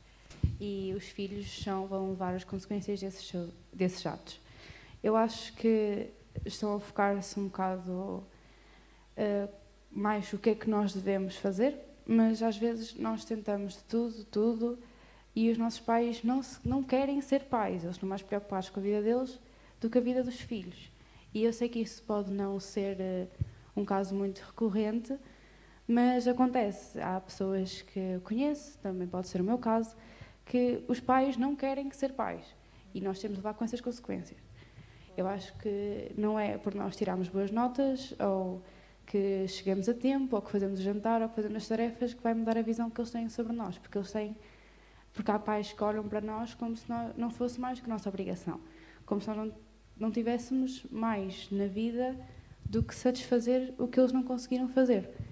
Chegar a ter uma boa nota, entrar na faculdade, ter uma boa média, coisas que eles não conseguiram fazer, que estão a obrigar os seus filhos a fazer, e isso pode causar traumas e problemas na vida social. E eles não têm a noção que isto fica marcado nos filhos.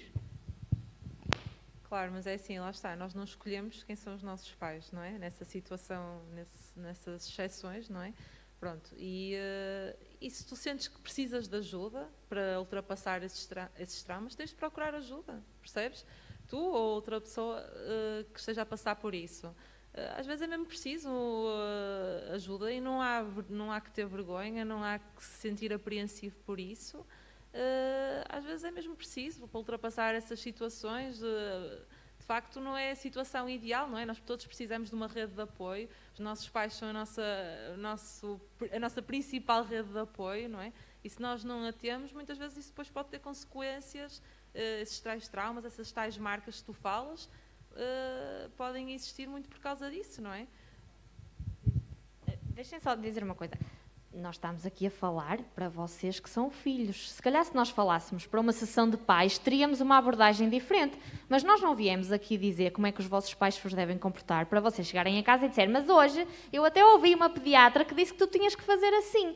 Atenção, nós estamos aqui numa escola a falar para filhos. Os pais estão a aprender a ser pais e vocês estão a crescer e a criar uma mentalidade. Nós temos que perceber aqui a diferença. Nós não vamos dar receitas mágicas para vocês chegarem a casa e dizer: ó mãe, tens que fazer assim, ó pai, tens que fazer assim. Não, isto não vai acontecer. Nós hoje estamos a falar para vocês e a dar estratégias a vocês. Se um dia falarmos com os vossos pais, vamos ter uma abordagem completamente diferente, está bem? E estamos todos a aprender. Como num namoro, nós também passamos a conhecer uns aos outros e há momentos em que correm mal. Como num casamento, quantas vezes é preciso haver terapia familiar? Porque as coisas correm mal. Se calhar há situações e que vocês estão a identificar em que realmente é preciso ajuda. Quando é preciso procurá-la e saber identificar o problema, está bem, querida? Pronto, porque nós não podemos dizer o que é que os vossos pais têm que fazer em casa, está bem? Nós próprios, que somos pais, também vamos ter que aprender a ser, está bem? Um dia que eu tenha filhos, eu também vou aprender, eu não tenho experiência para trás, como também tive que aprender como filha, está bem? Pronto, só para percebermos que nós não estamos aqui contra vocês, nem a defender os pais, está bem? Só para percebermos aqui a diferença.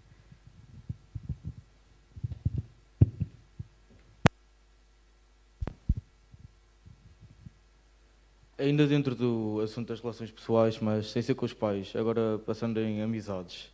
Por exemplo, se eu sou introvertido e sinto que estou a mais e que as pessoas com quem eu estou não gostam muito de mim, como é que eu posso fazer para mudar essa mentalidade?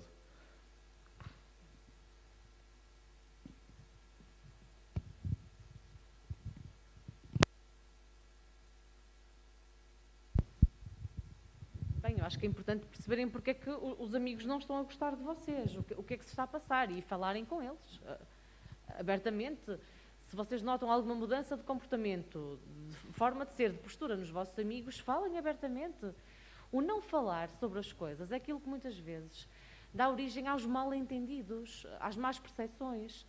Até porque hoje vou pensar assim, amanhã penso de uma forma mais aumentada e o meu pensamento negativo vai aumentando e vai-me levando a comportar da forma como eu penso, e vai-me também afastando um bocadinho, e eu deixo de ter tanta participação no grupo, deixo de ser tão simpática, afasto-me mais, isolo-me mais, e isso também pode fazer com que as pessoas não procurem, ou seja, gera-se um círculo que depois se retroalimenta.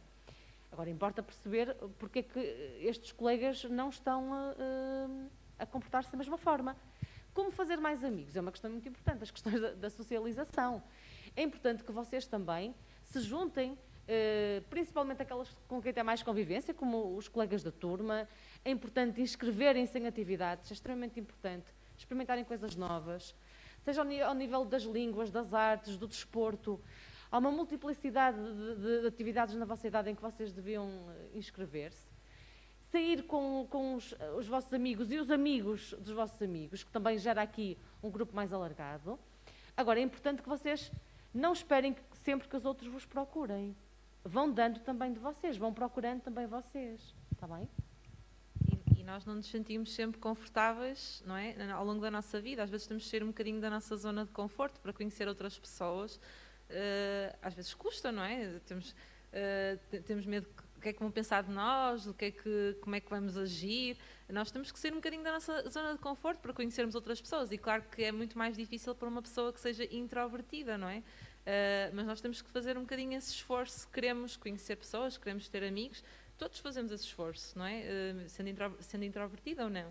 Mas se calhar uma pessoa introvertida tem que fazer um bocadinho mais, tem que ultrapassar essa barreira do medo, do que é que vão pensar, do que é que será que vão gostar ou não de mim. Até porque nós, quando estamos no nosso grupo de amigos, avaliem vocês, cada um de vocês, nós não estamos sempre a avaliar o outro, ou estamos? Estamos sempre a pensar como é que o outro está a falar, como é que tem o cabelo. Nós não estamos a pensar nisso no nosso grupo de amigos. Queremos conversar sobre os assuntos de interesse comum, aquilo que nos preocupa, mas aquilo também que nos agrada, e é importante introduzirem questões também positivas. Nós não estamos sempre, ou eu diria que raramente estamos a avaliar o outro. No nosso grupo de amigos desfrutamos de lá estar, está bem? Não estamos com uma perspectiva de julgar aquilo que a outra pessoa está a dizer. Aliás, isto é extremamente importante, porque mesmo num grupo de amigos, quantas vezes não concordamos, e é perfeitamente normal. Esta diferença de opiniões sobre um determinado assunto, mesmo num grupo de amigos, é saudável. Aceitar outros pontos de vista, a riqueza que tem, não é? Portanto, era aqui necessário perceber o que é que vocês pretendem com, o que é que pensam de mim, porque é que isto acontece. Queres falar mais?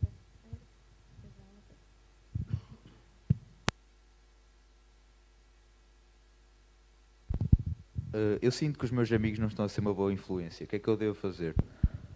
Queres dar um exemplo? Posso ser, tipo, num círculo de amigos, vários amigos que consumem substâncias ilícitas, mas isto aqui é hipoteticamente falando. Sim. Mas podes dar um exemplo prático. Nunca sentiste isso, por exemplo? Nunca sentiste isso? Estavas num grupo que se calhar tinha atitudes ou comportamentos que tu não concordavas muito? Acaba sempre por acontecer, porque nós, mesmo sendo amigos, nós temos opiniões diferentes. Mas isto aqui, continuando esta ideia, que isto aqui, de sermos aceitados no nosso círculo de amigos, de termos, porque o nosso círculo todo de amigos consome alguma coisa, nós também temos que consumir. E isto aqui pode ser bastante prejudicial para nós e pode ser para além de nós, pode ser para nós, para a nossa família e para quem nos rodeia. E pronto, isto aqui para poder abordar, para poder ajudar as pessoas, o que é que elas devem fazer nesta situação. Pronto. Em relação, os nossos amigos, normalmente, não é? Nós dependemos dos nossos amigos para contar os nossos segredos, ajudam-nos também, às vezes, a alcançar os nossos objetivos, é com eles partilhamos as nossas ambições, os nossos sonhos e podem ter uma influência muito positiva em nós. Mas, às vezes, podem não ser uma influência assim tão positiva, não é? Por exemplo, com esse exemplo que tu deste, de às vezes poderem influenciar a ter determinado tipo de consumos, não é? Pronto. Não existe uma fórmula mágica que nos diga como é que nós o que é que nós devemos fazer, porque depende muito da situação que está a acontecer, não é? Mas pronto, nós devemos, acima de tudo, confiar um bocadinho naquilo que é o nosso instinto, não é? Se nós estamos numa situação na qual nós não nos sentimos confortáveis, não é? Se calhar isso já deve ser um sinal de alerta e que nos deve dizer, olha, se calhar é melhor sair daqui desta ambiência, não é? Confiar naquilo que é o nosso instinto. Mas às vezes, para um adolescente, principalmente, pode ser difícil, porque nós todos temos a necessidade de pertencer a um grupo, não é? E estamos com o nosso grupo de amigos e vamos ser nós a sair dali do grupo, vamos ser apontados, vamos ser a ovelha negra, não é? E às vezes pode ser difícil nesse sentido, mas se nós sentimos que não estamos bem, não é? Se sentimos que estamos a correr perigo, acho que a atitude mais sensata é mesmo afastarmos-nos, está bem? Mesmo que isso implique termos de arranjar outro grupo de amigos, está bem? Mesmo... Vocês não dão exemplos, vamos tentar nós dar exemplos. Dos últimos exemplos dos desafios do grupo, que me lembro assim de repente, foi um grupo de amigos que se lembrou de ver quem é que conseguia atravessar a autoestrada com uma mochila de pedras, da vossa idade, está bem? Com pedras, que era para demorar mais. Pronto. Com certeza, naquele grupo, posso dizer que aquilo correu um bocadinho mal, naquele grupo, se calhar houve alguém que achou que aquilo não ia ser boa ideia. Se calhar, se nós tivermos a coragem de, quando achamos que isto pode não correr bem, termos a coragem de ser um bocadinho do contra, se calhar aquilo podia não ter sido uma desgraça.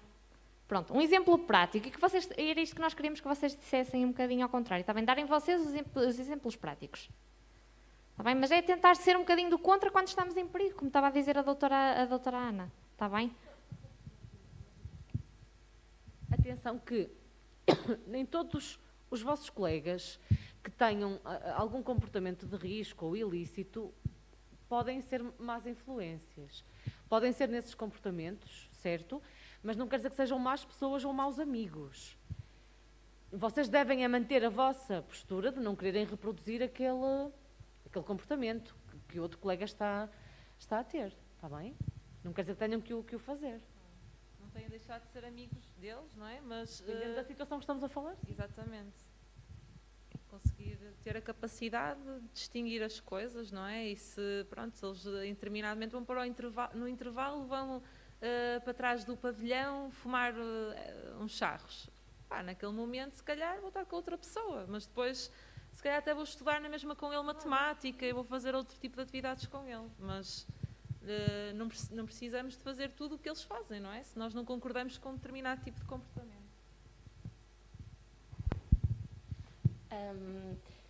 O que é que nós podemos... um dos maiores temas abordados hoje em dia é a violência no namoro, ou tipo em relações em geral. O que é que podemos fazer para identificar e sair de uma dessas relações tóxicas, seja de amizade ou amorosa? Pronto, da violência no namoro. Então, alguém sabe como é que vocês definem violência no namoro? O que é que vocês acham que é violência no namoro?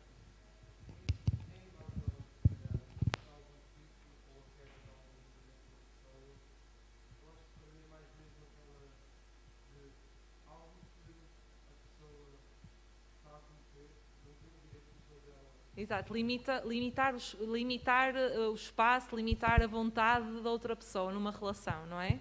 Pode ser psicologicamente ou fisicamente também. Exatamente, existem vários tipos de violência, não é? A física que é a mais óbvia, não é? E não há dúvidas, não é? O empurrar, dar um estalo, obviamente que isso é aquilo que chama mais a atenção, e depois existe a violência psicológica, que provavelmente vocês também sabem o que é, não é? Por exemplo, violência psicológica. Conseguem dar... Fui à turma. Conseguem dar algum exemplo de violência psicológica? Podemos dizer, por exemplo, pode ser até amigos, não precisa de ser diretamente entre amor, mas às vezes quando nós estamos a fazer alguma coisa que nós gostamos ou quando ficamos assim mais felizes e a pessoa vem ter connosco e diz não sejas tão alto, não sejas tão chato, começa a insultar e pode às vezes não parecer assim publicamente, brincadeira, não exato, mas pode-nos afetar. Exatamente. E é uma maneira psicológica de afetar alguém. Também podemos gozar com ela por gostos que ela tem, pronto, desvalorizar. E mesmo aquela questão de... E mesmo aquela questão, por exemplo, agora num relacionamento, por exemplo, estar constantemente a enviar mensagens, não é? Constantemente a saber onde é que está a outra pessoa. Isso, à primeira vista, até pode parecer que é preocupação, não é? Ou que ele gosta mesmo de mim, está constantemente a mandar mensagens, ou ela gosta mesmo de mim, está constantemente a mandar mensagens. Mas, atenção, porque depois existe um limite que pode ser ultrapassável e que já pode começar a ser a invasão do espaço da outra pessoa, não é? E é preciso ter muito cuidado com o que é o normal e aquilo que já começa a ser um bocadinho a violência, não é? A invasão do espaço do outro. Pronto, e depois a questão da violência, já não me lembro bem, quais é que são os sinais? Como sair de uma relação abusiva. Pronto. Há pessoas que estão numa relação de namoro abusiva e que não se apercebem que estão a passar por isso, não é? Vocês devem conhecer, ou infelizmente há pessoas que estão a viver isso e que só muito mais tarde, não é? Que se apercebem que estão numa relação de violência no namoro. Antes de mais, é importante... porque há pessoas que estão a viver uma relação de violência no namoro e não querem sair dessa relação, não é?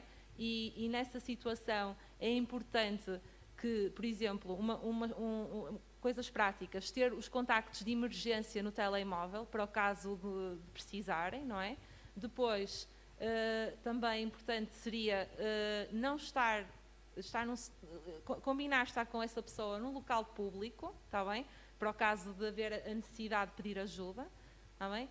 E o ideal é sempre contar a alguém aquilo que está a viver, está bem? Pode ser não precisam ser os pais, está bem? Pode ser uma pessoa, um amigo, está bem?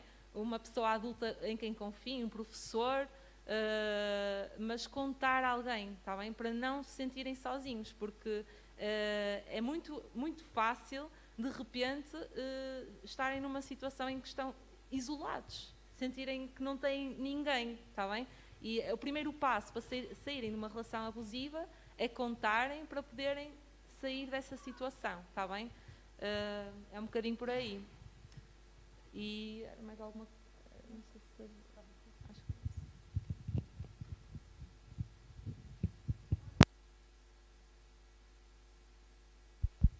Bom dia. Para dar início ao tema da sexualidade, gostaríamos de perceber o que é sexualidade. A sexualidade é um conceito multidimensional, que envolve, e importa vocês perceberem isto, envolve várias dimensões que são importantes de serem exploradas. É a questão emocional, é o desenvolvimento psicológico, são os relacionamentos e a amizade, são as aproximações, são os cuidados que vocês devem ter. A sexualidade é um conceito bastante abrangente que envolve estas dimensões todas que é preciso considerar, está bem? Não só da própria relação sexual em si. É por isso que vocês colocaram um espectro. Sim, é um espectro de várias dimensões aqui envolvidas e que são muito importantes numa relação de amor, de amizade.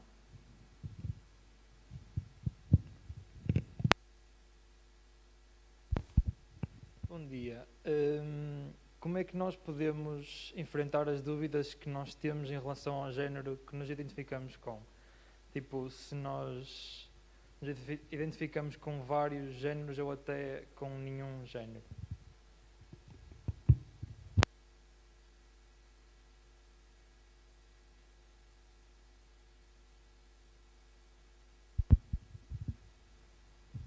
Como enfrentar as dúvidas sobre o género, vocês vão colocando psicólogos da escola, os professores, vocês estejam à vontade para colocar essas questões. Agora, é possível não se identificarem com nenhum género específico e pode acontecer mais tarde, ou é possível identificarem-se com vários. Vocês estão, sobretudo, numa faixa etária em que vão experienciando relacionamentos diferentes, a vossa visão também das situações vai alterando, portanto, é normal que a vossa orientação sexual numa determinada altura seja aquela e que se calhar passado algum tempo vá mudar. Agora, vejam, encarem as coisas de uma forma séria, falar de uma forma séria, está bem? E não imbuir essas questões com preconceito e com juízos de valor. Agora, é perfeitamente possível que ainda não consigam ter um género identificado ou que venham a alterar o vosso género, ainda que o tenham definido, claro. Mas esclareçam sempre as vossas dúvidas, por favor, está bem?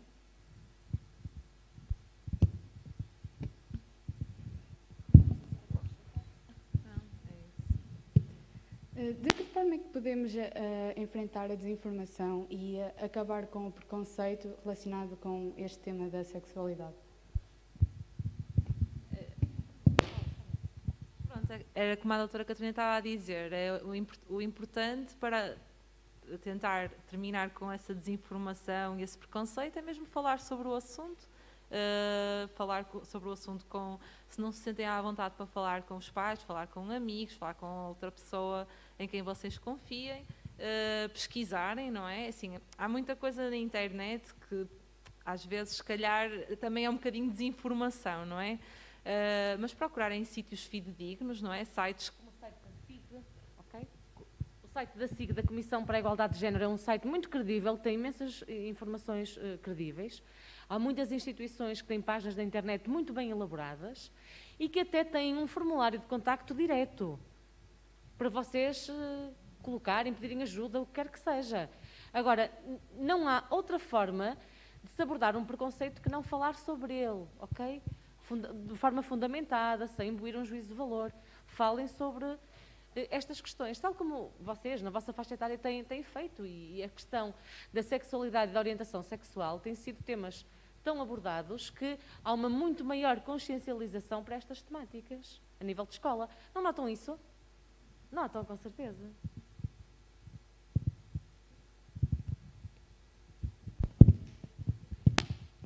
Em relação à parte mais íntima da sexualidade, porque é que falar sobre masturbação feminina é considerado um tabu?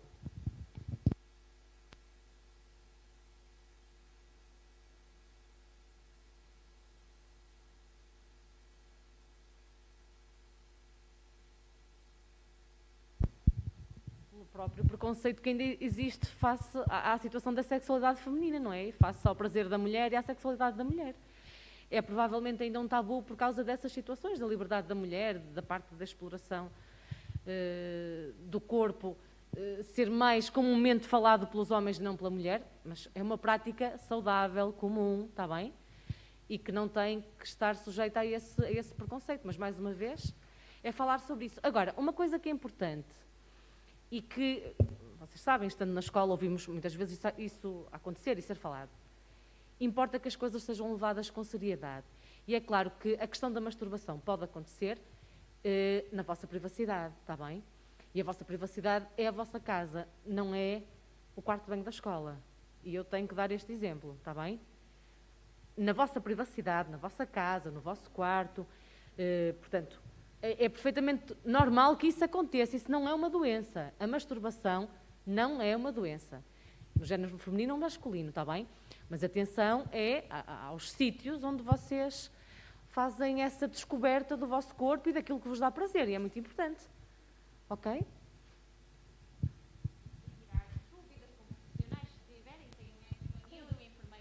Há um enfermeiro que vem à escola todas as semanas.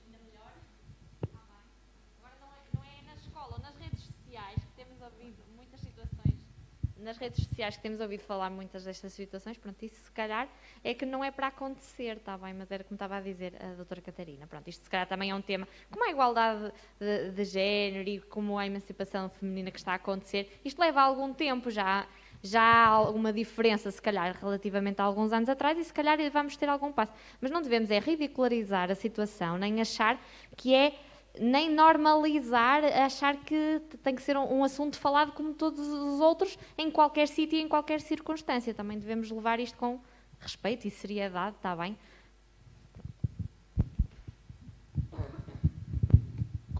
Continuando neste espectro da sexualidade um bocado mais físico, claro que é sempre um bocado mais complicado falar disto, até porque eu acho que é um bocado subjetivo, mas que desvantagens e desvantagens é que a masturbação traz?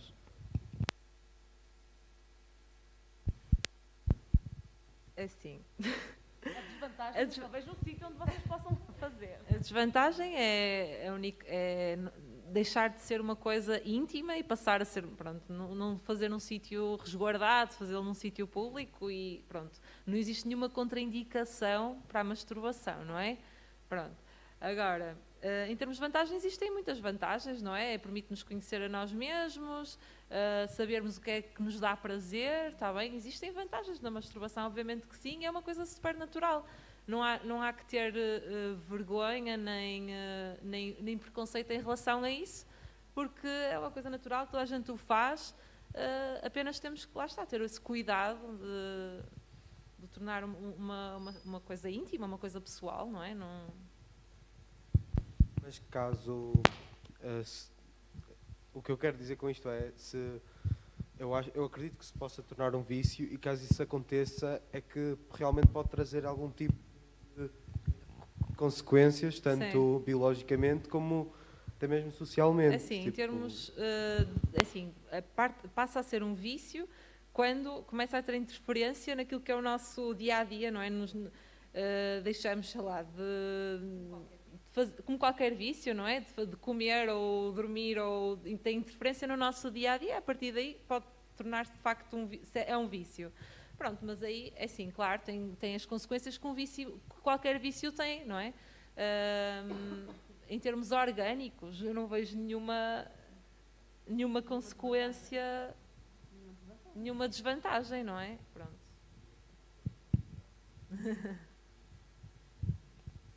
Não sei se era isso que vocês queriam. Não percebo pelas borbulhas na testa e eles têm muito este mito. Não sabia que era isso que... Não, isso é um mito, está bem? Essa questão de poder aumentar o acne, agravar o acne, é um mito.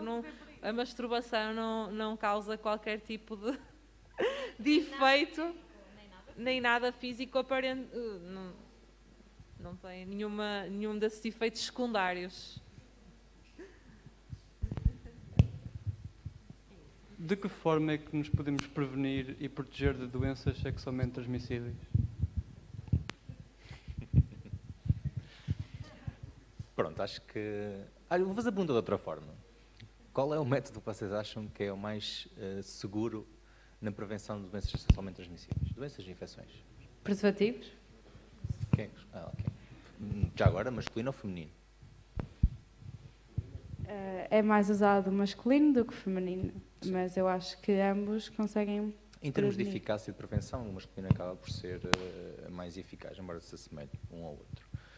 Sim, é o método, sem dúvida, sem qualquer dúvida, o método mais eficaz na prevenção de doenças ou infecções sexualmente transmissíveis. E há outra vantagem. Qual é que vocês acham que é? Além da prevenção das doenças. Que é uma vantagem importante, não é? Acho que nenhum de vocês está a planear ter filhos a curto prazo. Não é?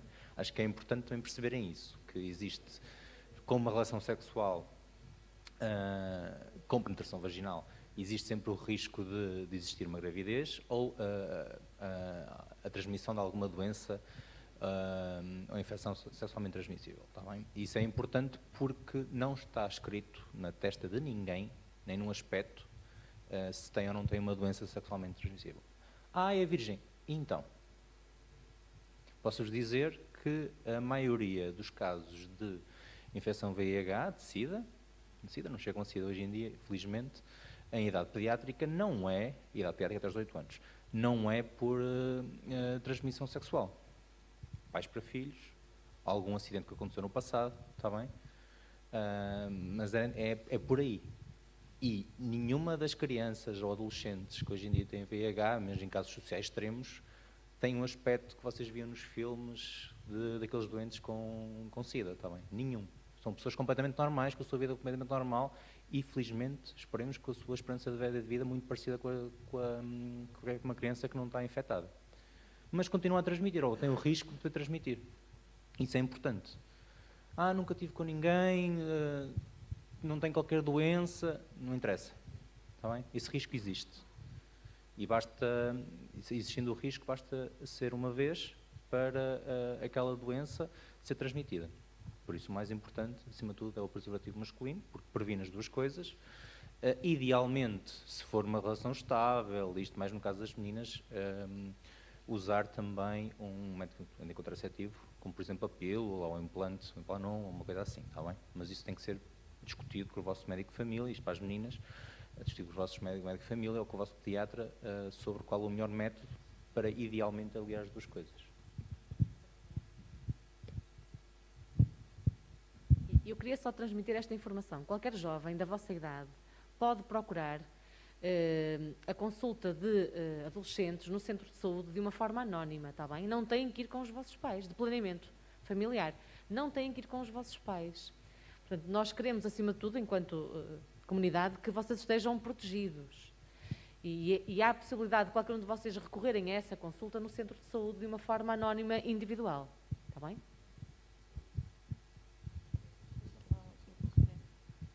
Nos centros de saúde existe a disponibilidade gratuita de tanto o preservativo como eventualmente a pílula, está bem? Tanto uma coisa como a outra, basta chegar ao centro de saúde e dizer que querem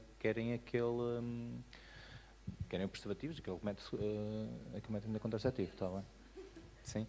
É gratuito, a disponibilidade existe quase sempre, a menos que haja uma ruptura de estoque, e sem qualquer juízo de valor, sem nenhum tipo de constrangimento quando vocês vão ao centro de saúde. Está bem? Isso é mesmo importante.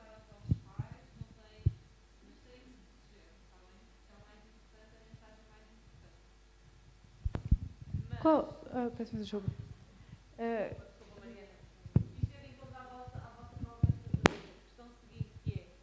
Os vossos pais não precisam saber, mas eles gostam de estar informados e gostam de vos acompanhar no sentido daquilo que é o vosso processo, que é o vosso crescimento, está bem? Mas coloca a questão, se calhar é melhor, para todos saberem. Eu só queria perguntar qual é a diferença entre um preservativo masculino e um preservativo feminino. Qual é a maior diferença?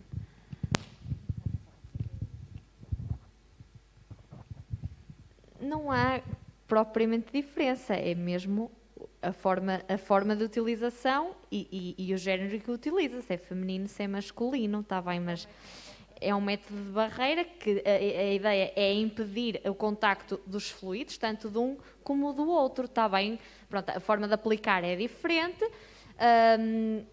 não pode ser usado um masculino numa mulher, está bem, nem vice-versa, mas a função em si acaba por ser mais ou menos a mesma, que é impedir o contacto de fluidos. Em termos de eficácia, como o Dr. Rafael disse, e acho que é fácil para vocês perceberem em questão anatómica, o preservativo masculino acaba por ser um bocadinho superior a nível de eficácia. Não sei se vocês...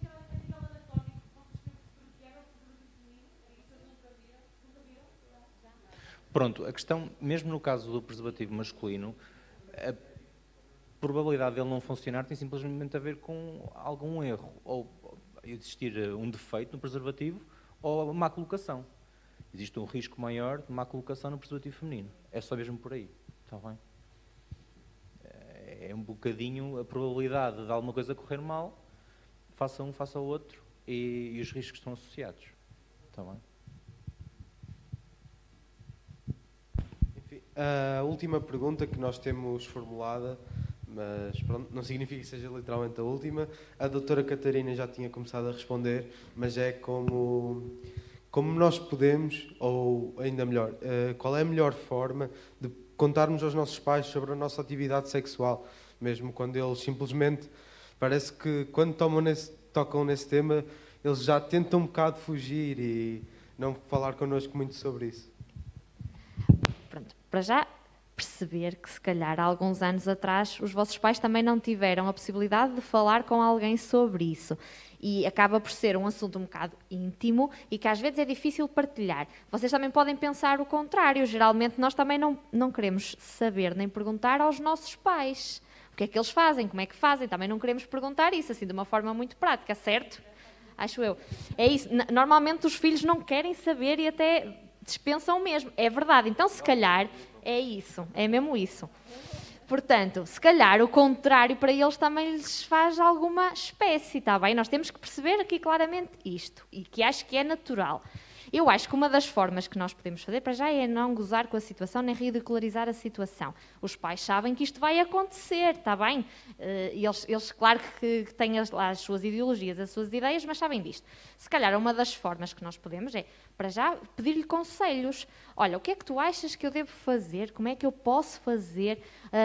Como é que eu sei que estou preparado? Se calhar começar por perguntar. E depois, se calhar, se o feedback até for bom, perguntar. Tu podes-me contar como é que foi contigo? Se calhar os pais não vão contar, mas podemos tentar, está bem? Pelo menos, mas nunca gozar com a situação, está bem? Levar isto com uma situação séria. Pronto. Há pais que se calhar não vão ter esta abertura e que nunca vão querer falar sobre esta situação. Nós também temos que respeitar, mas não devemos desistir. Era como já falávamos dos outros assuntos um bocadinho anteriormente, e que vocês até fizeram algumas queixas, pronto, que existem, mas nós não devemos desistir, nem levar com brincadeira, nem achar que eles estão a gozar connosco. Eles sabem que isto vai acontecer, está bem? Às vezes não estão aí preparados, nem querem saber muito quando é que isso vai acontecer e assim, está bem? Pronto. Mas se calhar pedir-lhes conselhos, tentar saber como é que foi, quando foi com eles, a quem é que perguntaram a primeira vez que lhes aconteceu, como é que eles fizeram, a que conselhos é que pediram, está bem? Não sei se querem acrescentar. Pronto, e no caso, por exemplo, vocês não terem mesmo a coragem de falar com os vossos pais antes de acontecer, e já aconteceu, por exemplo, nesta situação, o que é que vocês podem fazer para eventualmente, porque é muito importante, por exemplo, no caso das meninas também, irem a uma consulta de ginecologia, não é?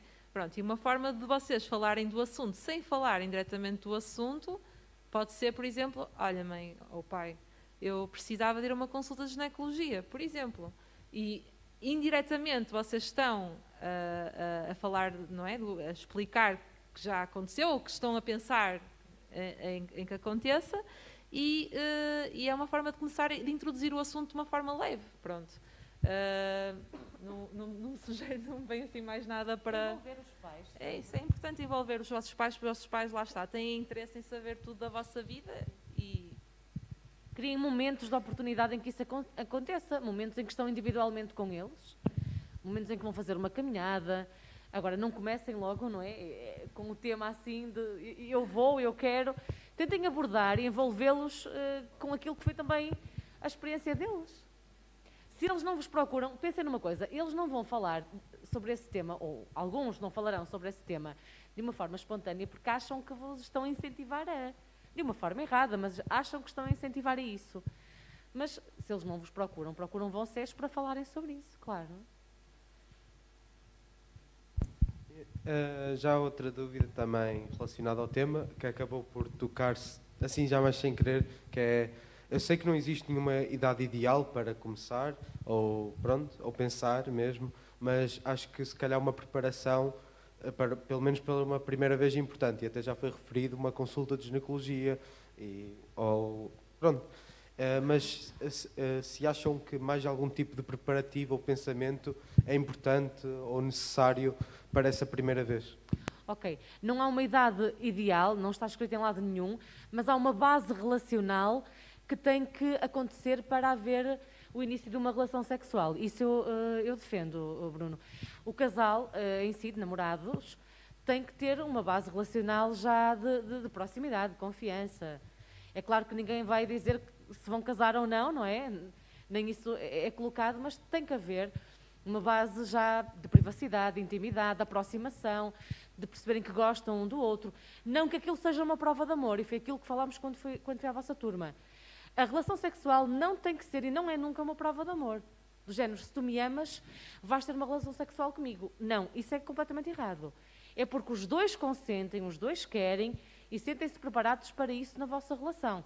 E pensam exatamente nos métodos contraceptivos e adequam isso. Mas mesmo que não exista essa base relacional, quando vocês começam a envolver-se com alguém, é muito importante que estejam sempre precavidos, está bem? Os rapazes e as raparigas também podem andar sempre com preservativo, está bem?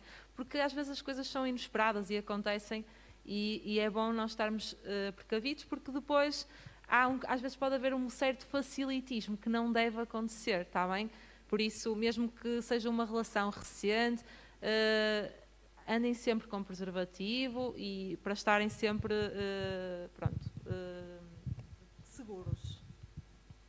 Só dizer mais uma coisa, que isto nas consultas de vez em quando é perguntado, mas se não aconteceu, ou se ainda não aconteceu, ou ainda não houve algum momento para isso, também não é um problema, não é só porque toda a gente na minha turma já não é virgem que eu também não tenho que ser, está bem? Não é aquela procura, isto tem que ser um momento especial, à partida, está bem? Pronto. E mesmo que não o seja, nunca deve ser forçado, está bem? Isto às vezes é questionado nas consultas, quando vocês têm a oportunidade de estarem sem os vossos pais. E isto gera alguma confusão, até alguma confusão a mim, porque porquê é que tem que ser tão forçado? Está bem? Se não aconteceu, há de acontecer e há de ser especial como em todos os outros, está bem? Só para não criarmos a sensação que toda a gente já teve que ter relações sexuais. Não, pode não acontecer, está bem? Pronto, também só para não normalizarmos completamente.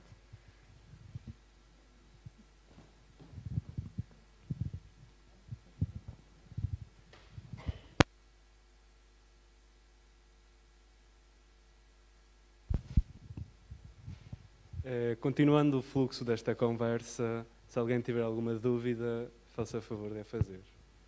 Basta levantar a mão. Ninguém tem dúvidas? Sendo assim, uma dúvida. Qual é a diferença entre sexo e género? Se é que existe alguma diferença? Então, sexo é aquilo com o qual nós nascemos, não é? Estamos pré-determinados à nascença, não é? Uma vagina, um pênis. O género, vá lá, são todos os conceitos construídos culturalmente associados ao sexo com o qual nascemos. Não temos que nos identificar com o sexo com o qual nascemos. O género é aquilo com que nós nos identificamos. Por exemplo, pode ser uma rapariga de sexo feminino, mas eu não me identifico como sendo sexo feminino. Eu identifico-me com o género masculino. O género tem a ver com a nossa percepção pessoal, não é? O sexo é aquilo que é biológico, não é?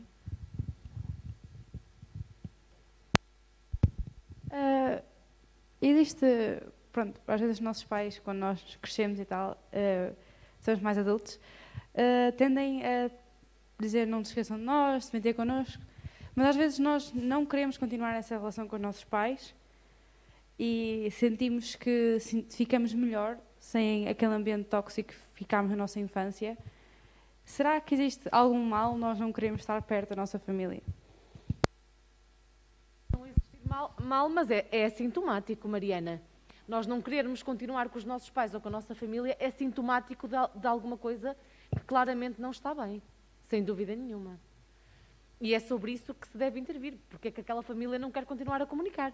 Porque é que aquele jovem não quer continuar a comunicar com os seus pais?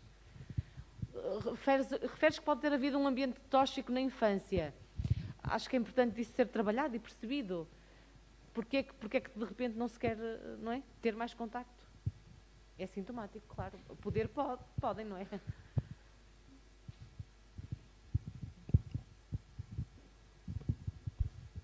Não há mais ninguém com perguntas?